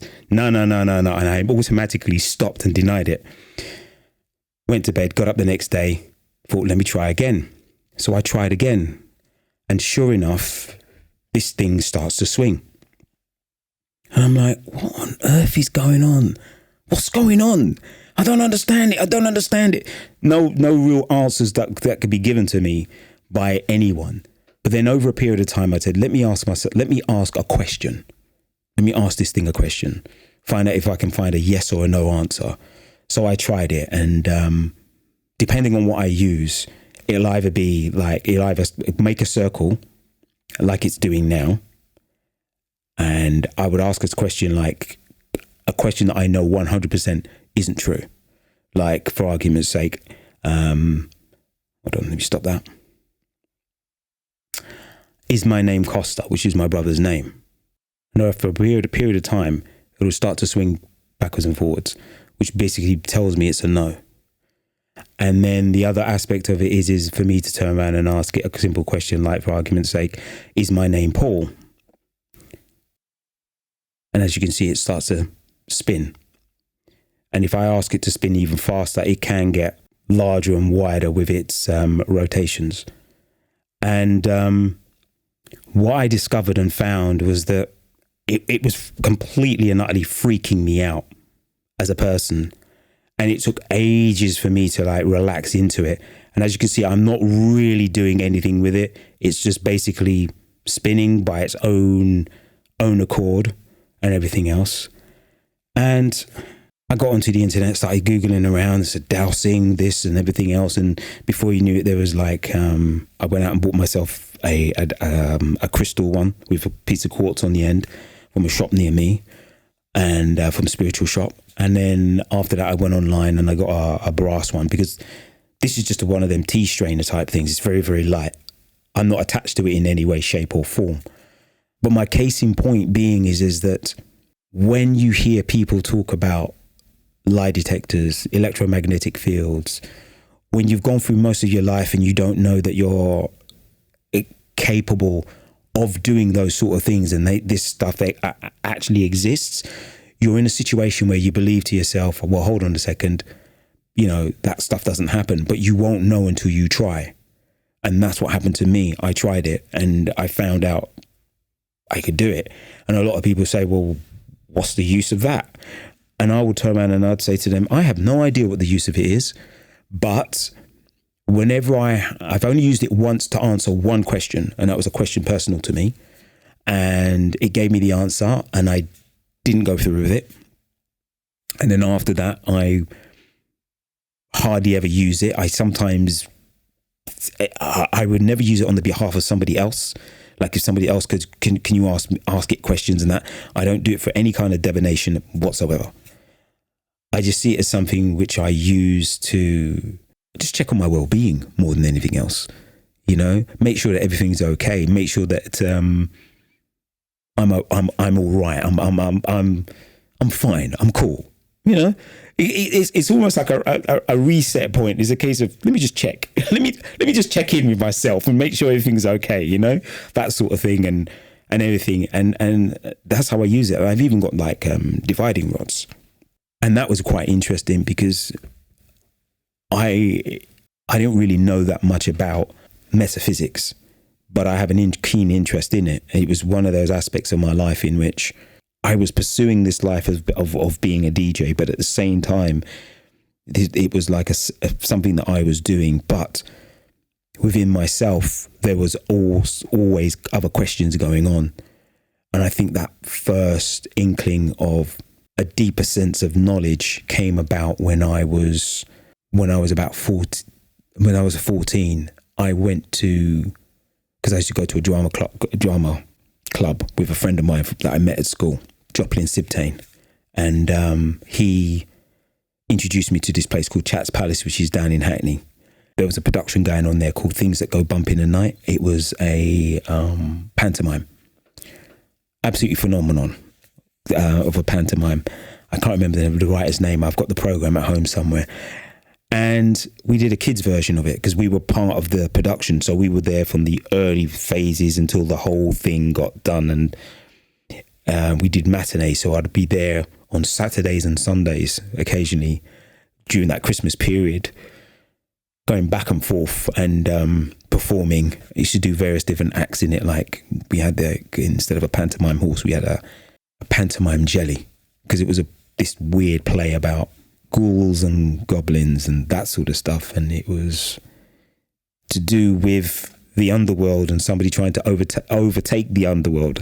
And it's one of those kind of things whereby it was interesting, to say the least, because it was completely different, and it was great fun. Met some very interesting people. Anyway, I continued to go there even though the production had finished for another few months, because there was a youth centre there. And one time we arranged to go down to the New Forest, and we'd headed off down there and we were camping. And where I used to live was in Leytonstone, near a place called the Green Man pub. And it's right at the edge of like Epping Forest, Wanstead Flats around there. So I used to spend a lot of my, because we lived in a tower block, I used to spend a lot of my time in the forest. So I was used to being in the woods, that sort of stuff.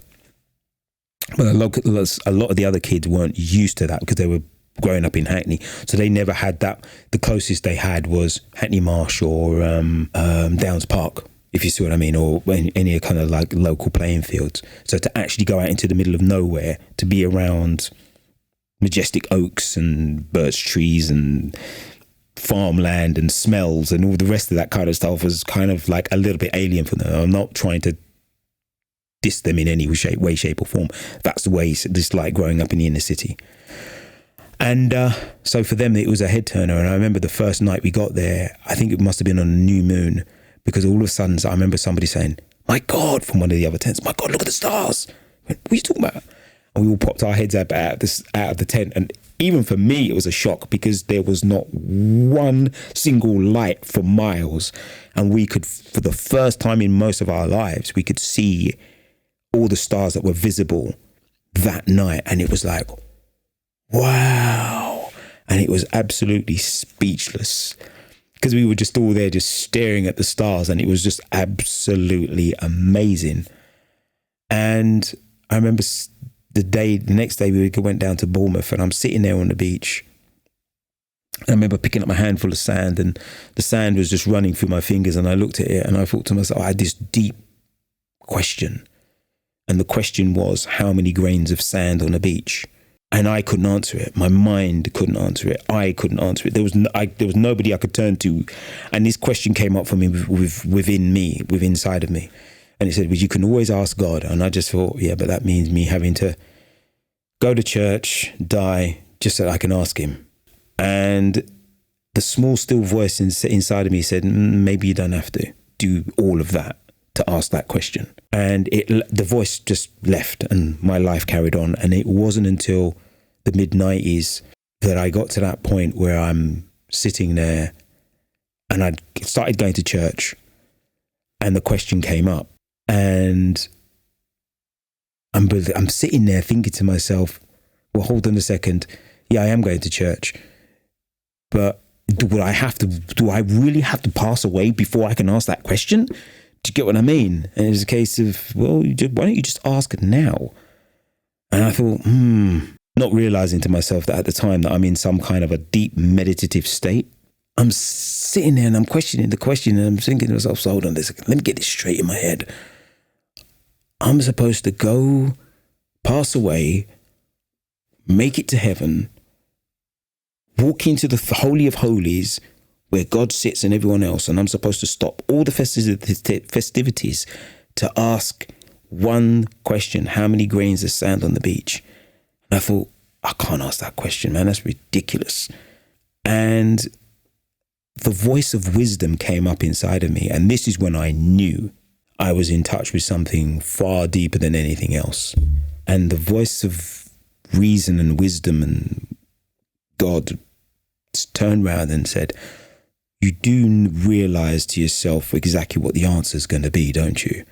And I went, yeah, it's going to be some huge number. He's going to be, no, it's not going to be a huge number. It's going to be a case of which beach are you talking about? Because you're going to have to be specific. And I paused for a second and I realized to myself how hilarious that was.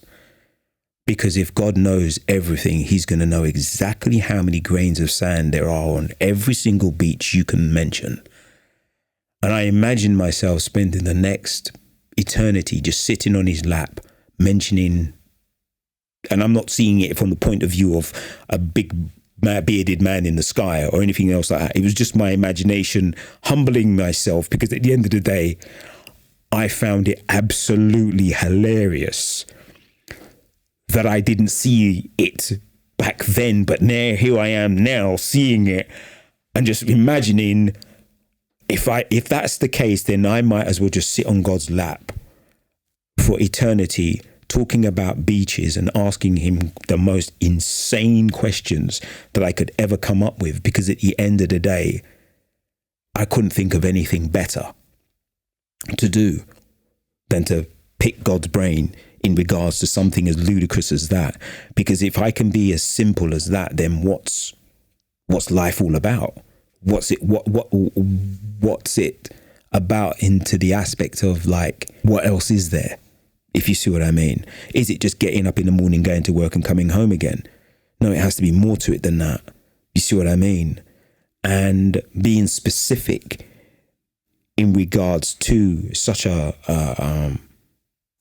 blinding question, to the point whereby if you were to sit down with a top professor and he was not to know the conclusion to the answer that I've came up with, and I said, well, how many grains of sand on the beach? And he turned around and went, well, it depends on how much, and he would mostly go into geology and everything else. And it's a case of, dude, you don't even know what beach I'm talking about. Shut up, sit down.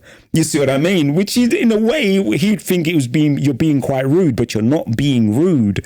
You just haven't told him the big picture.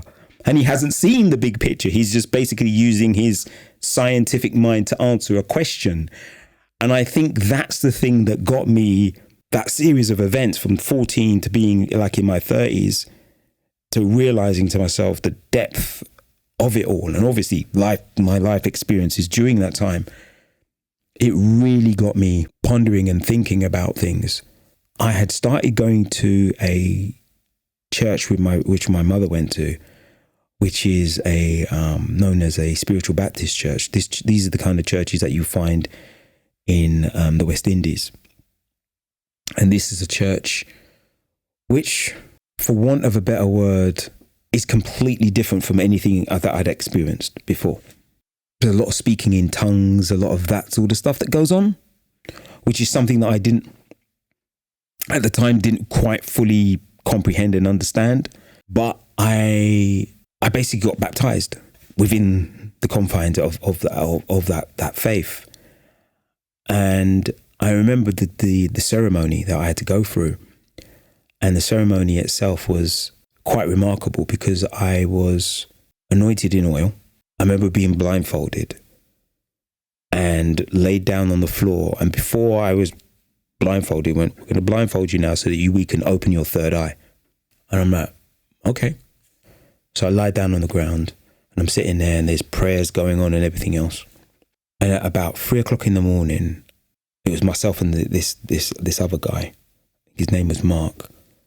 And we were picked up and it was a case of, right, we have to go off now. I was put in the back of this car and driven to quite near Southend along the Thames Estuary, taken out of the car. And before I got in the car, I remember standing there.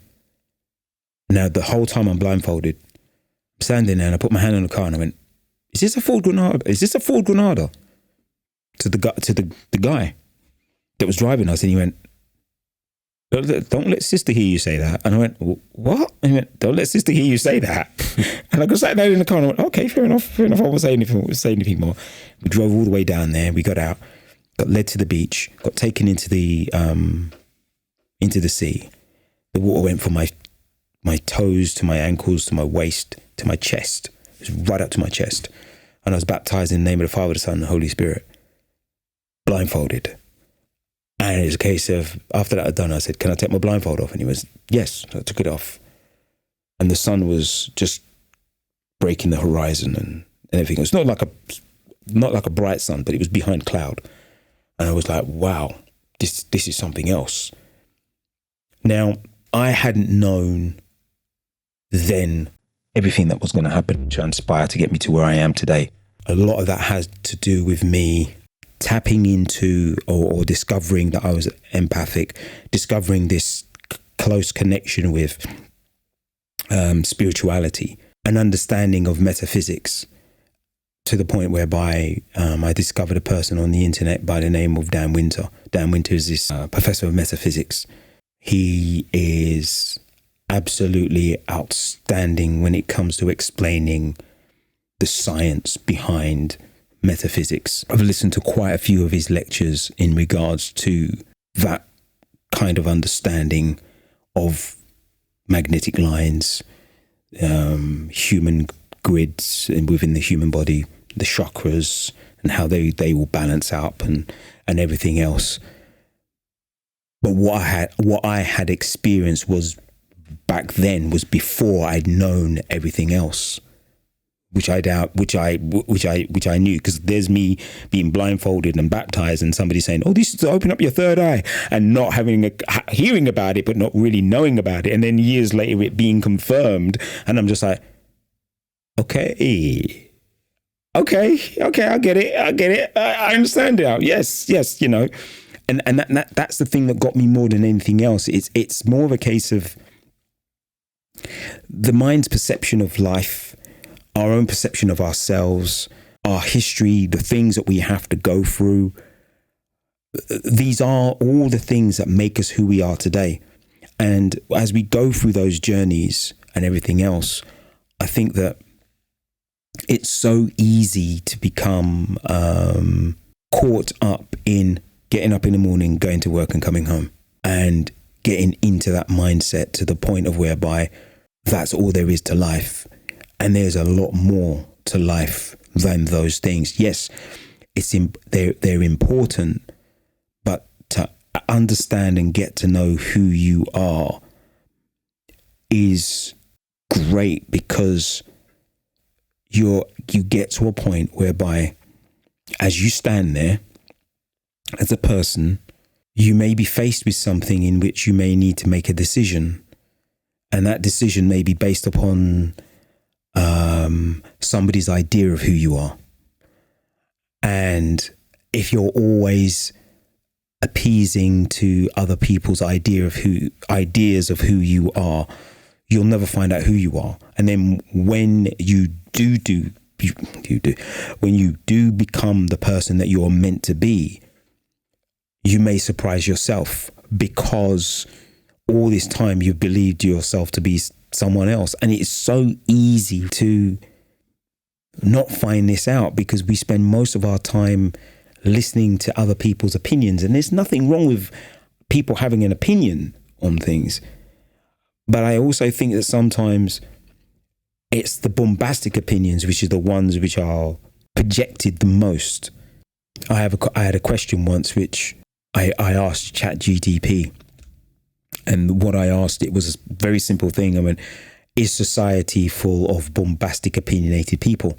And when I mentioned it to other people in regards to what I used it for, they were like, I just asked it to write me an essay. And I'm like, well, I'm just like, I'm not like that. I'm trying to, push its boundaries and everything else. And the answer it turned around and gave me was very interesting. It turned around and went, yeah, you can see it from that point of view. And it broke it all down. And it's just it's the use of words, and you can see that bombastic, opinionated people are predominantly pushed out there in their rhetoric and everything else, because it's there in your face. It's there on social media. It's a case of that person that basically gets the most amount of followers. It's that person who basically can't do anything wrong. It's that person who's got, what's the word I'm looking for? Looks like they're perfect. And believe me, by no means am I perfect. I've made mistakes in my life, and I've sat down with them, and I've contemplated them, and I've thought about them, and I've dismantled them and looked at it from the point of view of how do I improve on that, or how do I make myself to be better? And that has taken time. That has taken time. And sometimes I don't think people grow from their mistakes, because they're so busy making sure that everything that they do has the outcome that they want, and they won't stop until they get that. So instead of being at a point where there's a case of, I'm just going to call it quits, it's not working or whatever, they'll say, no, I'm going to keep doing it until it works out, and I think that could be detrimental to a man's life, or how a man can grow in life, not by just being a friend, a brother, a father, an uncle, a dad, but how he shows up within society itself, not just those roles that are put on his shoulders, but how he shows up, even those roles are in existence, if you see what I mean. So while being all of those things, are you true to yourself? I mean, that's the game. That's the game. And there was so much to unpick from all of that. I think it all comes down to the belief system. And when your belief system is so strong, you're not going to be open to the signs. You're not going to let all these answers come to you, are you? Mm-hmm. And I know for me, the trickiest thing I did was actually slowing down and learning to just be still and actually reflect on everything that I'm doing. And yes. You say stuck. There's a great saying I think it's a Japanese proverb perhaps, but it's along the lines of, well, as you'll know from your experience today, if you're on the wrong train, you got to get off as early as possible. Yeah. And because otherwise it's going to be a much longer journey back. And yeah, the only way we can truly find that out is by slowing down, listening to the signs. And I think having that, ironically, a belief that your belief system might be outdated, it's going to be shaped by your surroundings, by the people around you. And I wonder if that's our journey on this earth, is to find out who we really are at our core. And it's almost like a game, really. Okay, you're given these circumstances, and you take yourself out of them, out of the way that your life has been molded. Perhaps can you discover who you are underneath all of that? And as you're alluding to, I think particularly if you haven't had a strong father figure, or you've felt a bit lost in life, I think a tendency for us, especially as kids, is to look outwards and think, okay, that's the way we should be doing things. This person looks like he's got it together. I look up to this person. Okay, I've got to be them. You see it all the time. You see it with all these, even the business influencers now. Yeah, we're sort of pedestaling them. And okay, cool. They might have this part of life figured out, but that's worked for them. Yes. And okay, what about this other aspect of their life? And this is why, see what works for you. Try different stuff out, make mistakes, and then learn from them. And then that's how you can find the answers. 100%. 100%. There's no other way for me to put it apart from that, because as you rightly said, there are so many people out there who seem to have their lives together. And the truth of the matter is that having your life together isn't necessarily having the material, or is it having an existence in which, and please don't get me wrong when I use the word existence, an existence in which you are appreciated by people who you come into contact with, whether they know you or not. And what I mean by that is, are you the kind of person whereby even though you could be technically going through your own personal hell, and I'm not saying that you should, but is it possible for you to be able to put that on the back burner for a split second and let somebody go before you?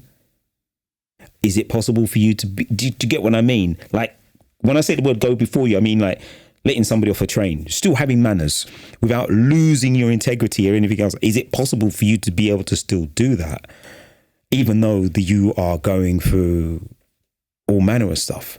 Can you still manage to hold yourself together? And I'm not saying it's easy. What I'm saying is that's the challenge. You see what I mean? That's at the deep core of what it is. I think it's, you only really master that by going through the lessons, and you build up the character traits of resilience and grit, whatever else it might be, by going through the tough times and learning from them. And that's how you can approach the rest of life. And try your best not to bypass them. Sometimes I think you have to sit in frustration. Sometimes you have to. What I mean by sit in it, I don't mean to suffer in it. Don't suffer in it. Sit in it, experience it, know what it's like to feel like it, but don't dwell on it so much. It's like when you're a kid and you're crying.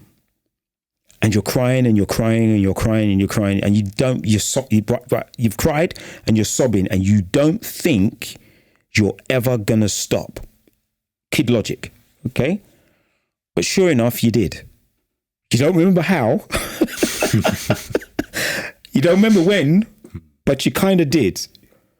And depending on how you feel about it as an adult, and maybe something that I've experienced through thought and a process of meditation, when this thought first entered my mind and I was thinking about it, I thought, because I learned a lot from reading Eckhart Tolle's Power of Now, which is quite a fascinating book, because every time I turn up to do a job in a field that I'm currently working in at the moment, there's always somebody reading it. And it's quite amazing. It's been mentioned on this podcast several times. So, yeah, book recommendation. Here we go. It's the one. It's the one. Yes, it's the one. Yeah. It changed, several people's lives, and even my mum's life as well. Yeah. She said as soon as she read that book, it's just everything just dissipated. Yeah. Everything. Yeah. And I think that process of doing that, reading that, and understanding that, and even in the for me, sitting with something, getting that understanding of it, going back in my mind to that point of whereby I was a kid, I was crying. What was I upset about? I can't remember what I was upset about, but I remember crying. I remember thinking to myself, I'm never going to stop crying. And then having a moment in my life where I just like regressed to that period of time and imagining, well, what did cause me to stop crying? And then realizing to myself, the actual thing that actually stopped me from crying was me in this now moment, going back to that moment, sitting there with myself and going, because something obviously caused me to stop crying. There are people that say that I touched on it earlier on about the Monroe Institute talking about the ability to do remote viewing. The aspect of that is going back to your youth. Who did comfort you? Who comforted you at that moment? Who was the person that basically cheered you up? There are some people that would disagree with this, and some people that would agree with it, depending on where you're at in your own journey. And as a person, I realized to myself, well, hold on a second. Maybe me in this current state is me going back and comforting myself and making myself go, it's okay, it's going to be fine. It's going to be fine. Don't worry about it. Don't worry about it. Don't worry about it. You know, I don't know is the answer that I'm saying right now. I don't know whether or not it was just a natural process of let's take the scientific approach. Well, it was basically a case of you were tired and your tear ducts were empty and that was it. So you just fell asleep through exhaustion. Okay, fine, fair enough. But from the emotional side of it, you get what I mean? How did I cope? I don't know. But in that moment when I'm sitting there in the years in the future, I'm meditating on that. And is it possible for me to go all the way back within my own experience? I don't know. You see what I mean? But knowing what I know or what I've experienced and realizing to myself that there are within our families, we have like family trees and ancestors that go back years. There is both male and female on both sides of our families, and we have no clue of what they've done. Not one single clue of what they got up to, what they did, who they were, anything. And when I thought about it, I thought, that's a bit frightening. That's a bit scary. And I remember being in a meditative state, and I remember meditating on it. And believe me, when I meditate, sometimes it's not a case of I'm sitting there in full lotus position. I'll just say that. Sometimes it's just a case of I'm, the Bible speaks of praying without ceasing. And to be able to pray without ceasing would not necessarily mean to be in a situation where you are like praying. It's just being, I think what it really means is, and I'm not trying to take anything away from what is written, it's a process of being always constantly conscious, being aware. That's how I look at it. I see it from that perspective. And the only way you can be like that is to not be in a situation whereby you are conversing with someone and you're not being distracted by anything. So you're fully aware and it's all ticking over in your mind, so to speak. But you're always conscious of what's occurring, so to speak. You're always reaching for something higher than yourself.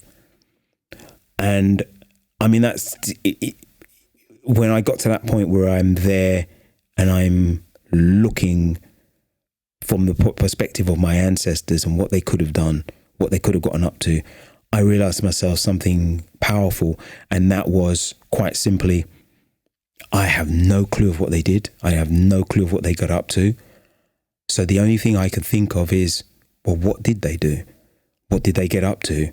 And more importantly, what do I have to do to make sure that I don't carry any of that with me going forward?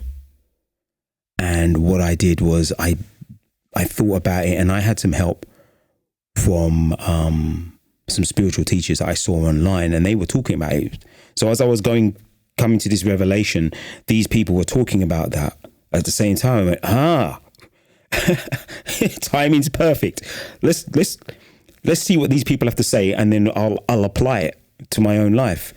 And they spoke about it, and I went, I'm going to do it. I'm going to do that. I'm going to find some time, and I'm going to concentrate this, and I'm going to forgive my ancestors on both sides of my family. I'm going to remove it all. It all ends with me. You see what I mean? 2018, roughly about 2018, about June, July 2018, I did that. It's a great reminder that by us doing the inner work, by us finding out who we are at our core, we are healing generations of trauma, and it's so powerful what we're doing. And yeah, I think it's such an inspiration considering your journey and the way you've approached life. I think there's so much to learn there. And again, you touched upon the science and how collectively as a society it's very fixed. It's like, okay, this is who we are, and it's putting it down to the basics, but there's so much more to life and to ourselves than what's written down. And I think some people won't get it, but I think if you're able to really just question everything all the time, just really question, okay, what actually is this? Ask yourself these questions, then you're gonna find some answers. And it's everyone's on their own journey, right? So what we'll do, we'll head into the closing traditions of the podcast. I could chat to you for hours, by the way. So perhaps we'll do a part two in the future. Yeah, that would be very interesting. That would be very interesting. Yeah, we can go deep into certain topics. And the first question is, it might be a tough one considering your previous profession, but it's a song recommendation. A song recommendation? In what regards? Anything you like. Could be a song that's meaningful to you, which is the most difficult question to ask a DJ. Wow. He's only got about 10,000 to choose from. Well, more than 10,000. Believe it or not, the one song that got me through a lot of hard times, most recently, and I think it's one of the most brilliant pieces of production ever. It's Yes, and the song Owner of a Lonely Heart, because if you listen to their early stuff, it was a lot of psychedelic rock. And then they got in touch with Trevor Horn, who I think is one of the most phenomenal producers ever. And that song came out in, I think it was 1982.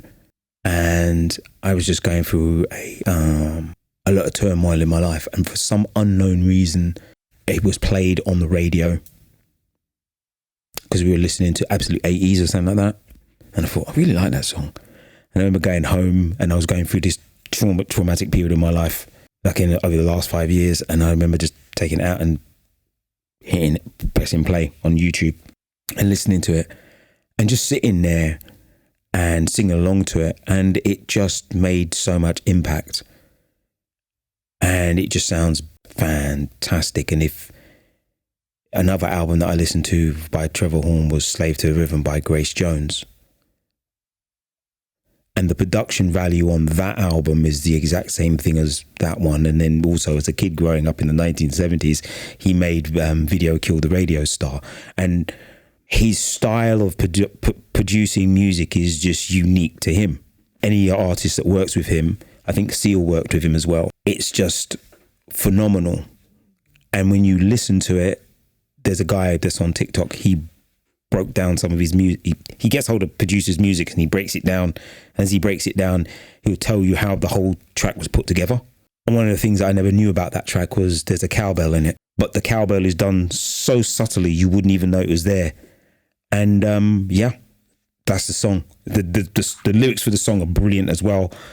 The production, everything about it just hit me right where I needed it to hit me. And if there's you know that saying, dance like there's nobody's watching, sing when there's nobody's watching.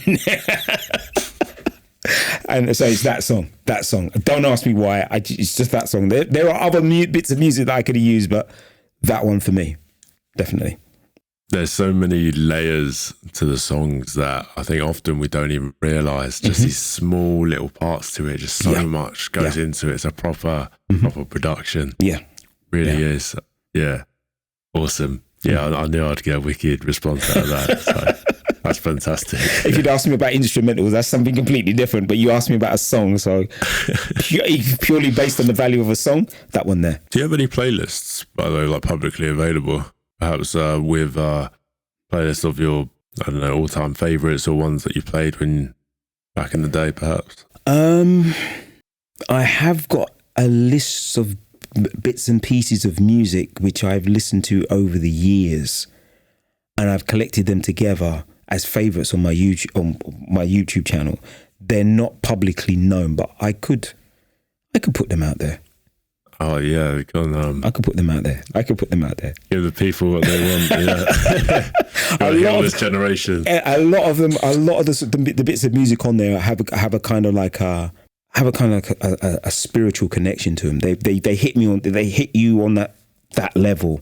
They're not just like whimsical songs. They have a deeper meaning to them, so to speak. So yeah, I think I could put that together. Yeah, that'd be awesome. That'd be wicked. Second one is a book recommendation. A book recommendation.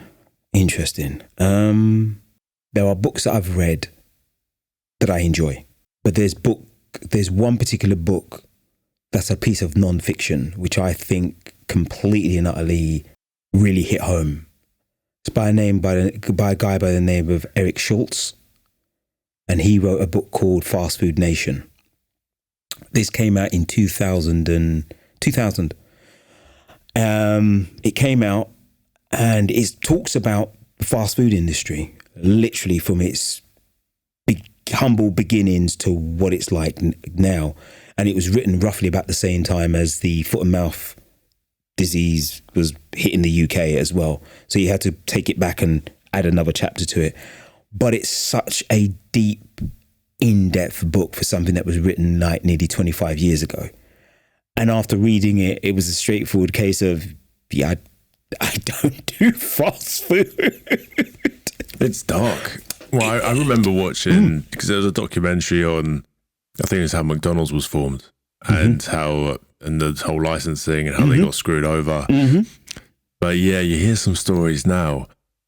But I remember my girlfriend and I, we went to a music festival, and this is in Australia, and we found a place to stay. It's on the outskirts. Everything shuts super early. And yeah, pretty hungry. And the only thing open is a McDonald's. And bearing in mind at this point, both of us are just hugely against fast food. It's just like a big no-no, just because of the way it makes you feel. Yep.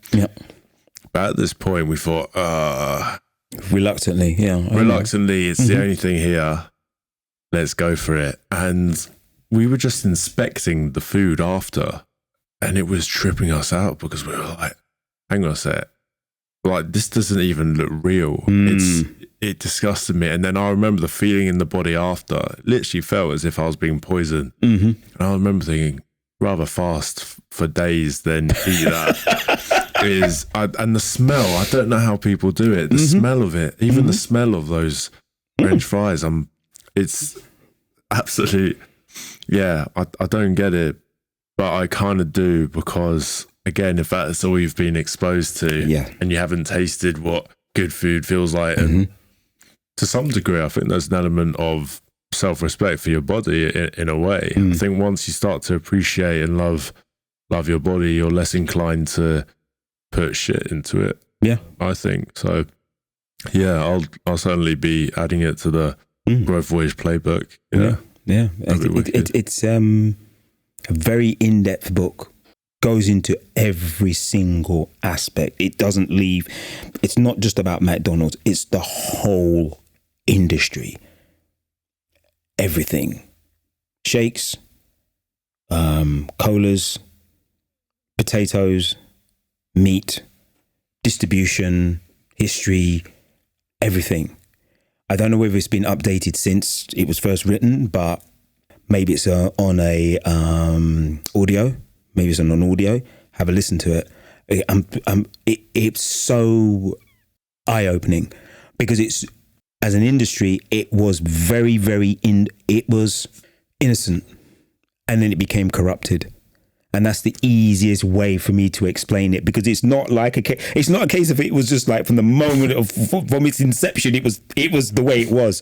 It took time for it to get to that point, and there's a series of key events in which brought that around.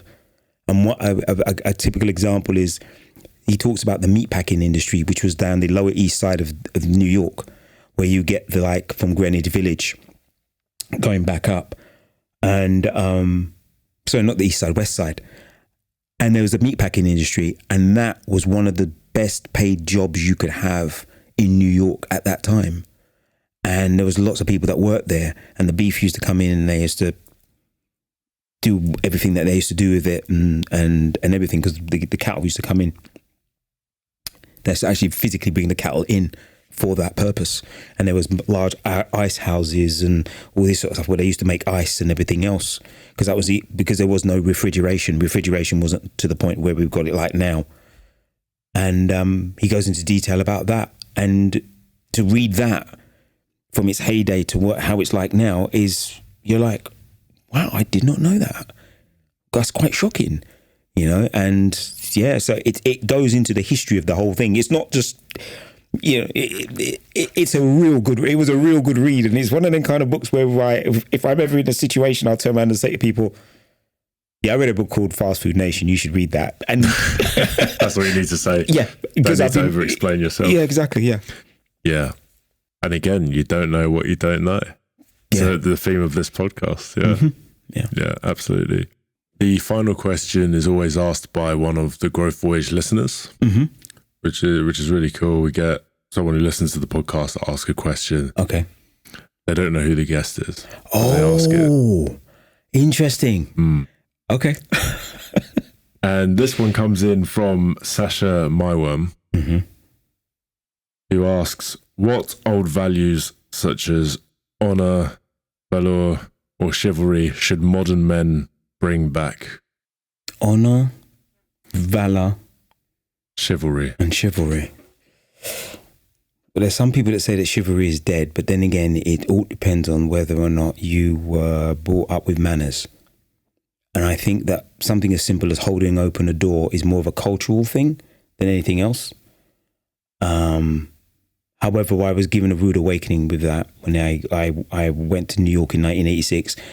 I was walking out of Bloomingdale's or some shop like that, and I held the door open and nobody was grabbing the door handle. I was standing there for a good few minutes, and then I had to let the door go, and then I left, and then I sat down on the subway train, and a woman came along and she sat down and she said, I saw you at Bloomingdale's. And I was like, what? And she went, it's holding the door open. And she goes, I used to do that. I was originally from Birmingham, not Birmingham, Alabama, but Birmingham, England. And I've been living here for 10 years. And whatever you do, don't do that in New York. Don't hold the door open for anyone. Otherwise, they'll just walk through the door because they think that you're just somebody holding the door open. And I went, okay, thanks for that. So chivalry is not dead. It all depends on how you've been brought up. Honor, I think honor is something which could be brought back. I think honor, because it's so easy to be swayed by something external. You see it all the time. You see it with, I think, and I don't want to pick on any generation at all. It's as individual as you are. You can be honorable in a sense of upholding values, upholding a stature in life. You could be honorable as in when you're walking down the street as a group, you don't have to be, you can be present. You don't have to be loud and boisterous and take up the whole pavement. You see what I mean? Because when you do that, and what I mean by that is, and when I talk about honorable as a group. So if you're out with your mates and you're young and you're walking down the street, by being courteous to those around you will have more impact on those people's lives than being dishonorable, if you see what I mean. And I see it a lot of the time, because where I live near a busy station, and I live at an elevated position, so I can look down on the street and I can see how things look from a bird's eye view. And sometimes when the youth are walking, they're walking in such a way they take up the whole of the pavement, and anyone trying to get past can't get past. And they're obviously the person's like, oh, for God's sake, but they're just taking up the whole pavement. I can't get past. I can't do that. And I can see it, but from their point of view, and if you were to reprimand them about it, they'll say, so what are we supposed to do? And it's a case of be aware of everybody around you. And sometimes you see it. Sometimes somebody in the group is aware and goes, move, man. This woman's trying to get past. What's wrong with you, man? And then the other person being embarrassed will be like, why are you doing that for, man? Why are you embarrassing me on the street? And it's a straightforward case of, if they were all honourable, they'd be aware of themselves and there wouldn't be any altercation amongst themselves, because they'd be walking and they'd be having their conversation and they'd be aware. They'd be looking around themselves. And when they see somebody, an older person coming through, because it's the little things in life. You see it all the time. You'll see it with people trying to get onto a bus, or when you're trying to get off a train. There's times when you're trying to get off a train or get on a train or whatever, and the person is technically not waiting for you to disembark. Now, in New York in 1986, it was very much like that. And when I got back and my friends said to me, what's America like? I said, my analogy I gave them was, London is like a merry-go-round. You could sit on a horse and it goes up and down and it's all very, very gentle and everything else. Yeah, a few ups and downs and everything else, and it just spins around at a reasonable rate. New York is like a waltzer.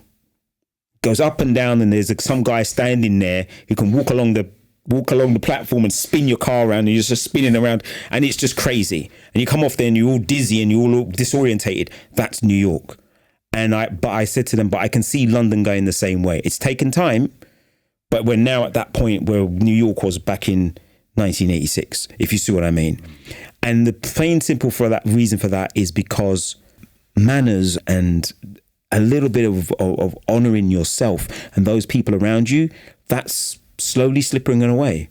And because that's slipping away, I think that's the most important thing. A little bit of, what was the other word? Valor. Was it valor? Yeah. Valor. Valor is one of those kind of words in which I'm very much a person that's very much into etymology. So whenever I see a word, I like to go deep into its original history of it. And it's not a word that I use or have come across that often. But honor is definitely one of those words whereby it's important and it needs to be brought back, but brought back under the right kind of circumstances. And those circumstances is honor yourself and those people around you. That's how I see it. It kind of takes me back to your story as being the empath as well, and about life and about breaking free from the egoic wants. It's not about yourself, it's about people around you. And Nathan on the last podcast, he talked about like the evil in this world, and in terms of protecting your energy, how do you ensure you're not getting sucked into all that? And he just said, well, if I can raise my vibration, that will have a positive impact on the people around me. And if you can do that, I think naturally you're going to want to help other people because you've filled your own cup up first, not living out of fear. And then you can start giving back. Yeah, definitely. And I think that's that is something very straight to the point, because it is. It's that whole idea, the whole thing whereby I think if you don't know that you're empathic, you're giving away, and then before you know it, you're sitting there and you're a shell of your former self, and you don't know which way's up, and you don't understand why. But the moment you discover that you're not crazy and you're not on your own, that's when it changes. And that's when you realize to yourself, hold on a second, I'm not really being selfish. I'm just basically in control of this. I'm basically in control of who I am without having to give so much of myself away. You see what I mean? If you don't know that, you will basically, people will just take from you and take. And before you know it, you're a shell of your former self. You're no longer who you set out to be. You know, years have gone by or whatever it is, and you're sitting there thinking, well, what on earth happened? Why am I in? Why do I feel this way? And once again, it goes back to the thing of you're too sensitive, and it's a case of, yeah, but you haven't given me an answer for why I'm so sensitive. You see what I mean? And I think that's been the biggest problem throughout time and throughout history, because of the way how everything's so interconnected now, whereby in other days or years gone by, when you had a small village, if you did have a sensitive soul, let's just call it a sensitive soul, it doesn't matter if it's a male or female at this point, if you noticed there was a sensitive soul within the community, the wise person in the village or town may have looked and went, "It's the next one there."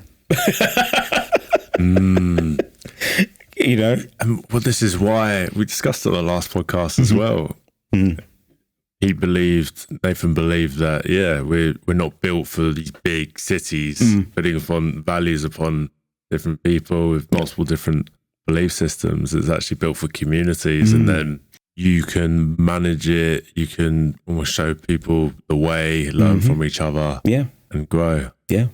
I mean, I love that you've brought this up, because there's been several important people in my life now who are like incredibly sensitive to energy, and they're empaths, and different stages of their journey. But again, they're not sure how to manage that. And it's, I think, a big process of that, especially observing your story, is that it is a superpower, but it's knowing, putting yourself first is how you can access that superpower, and having your boundaries in place. Yes, definitely. Yeah, especially as a man, I think it's one of the most important things.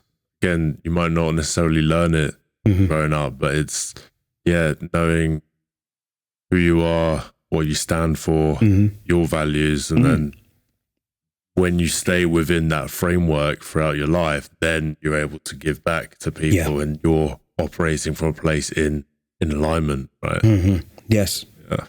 I'm going to totally agree with that. Yeah. So much to learn from your story. Paul, thank you so much. It's been good for me.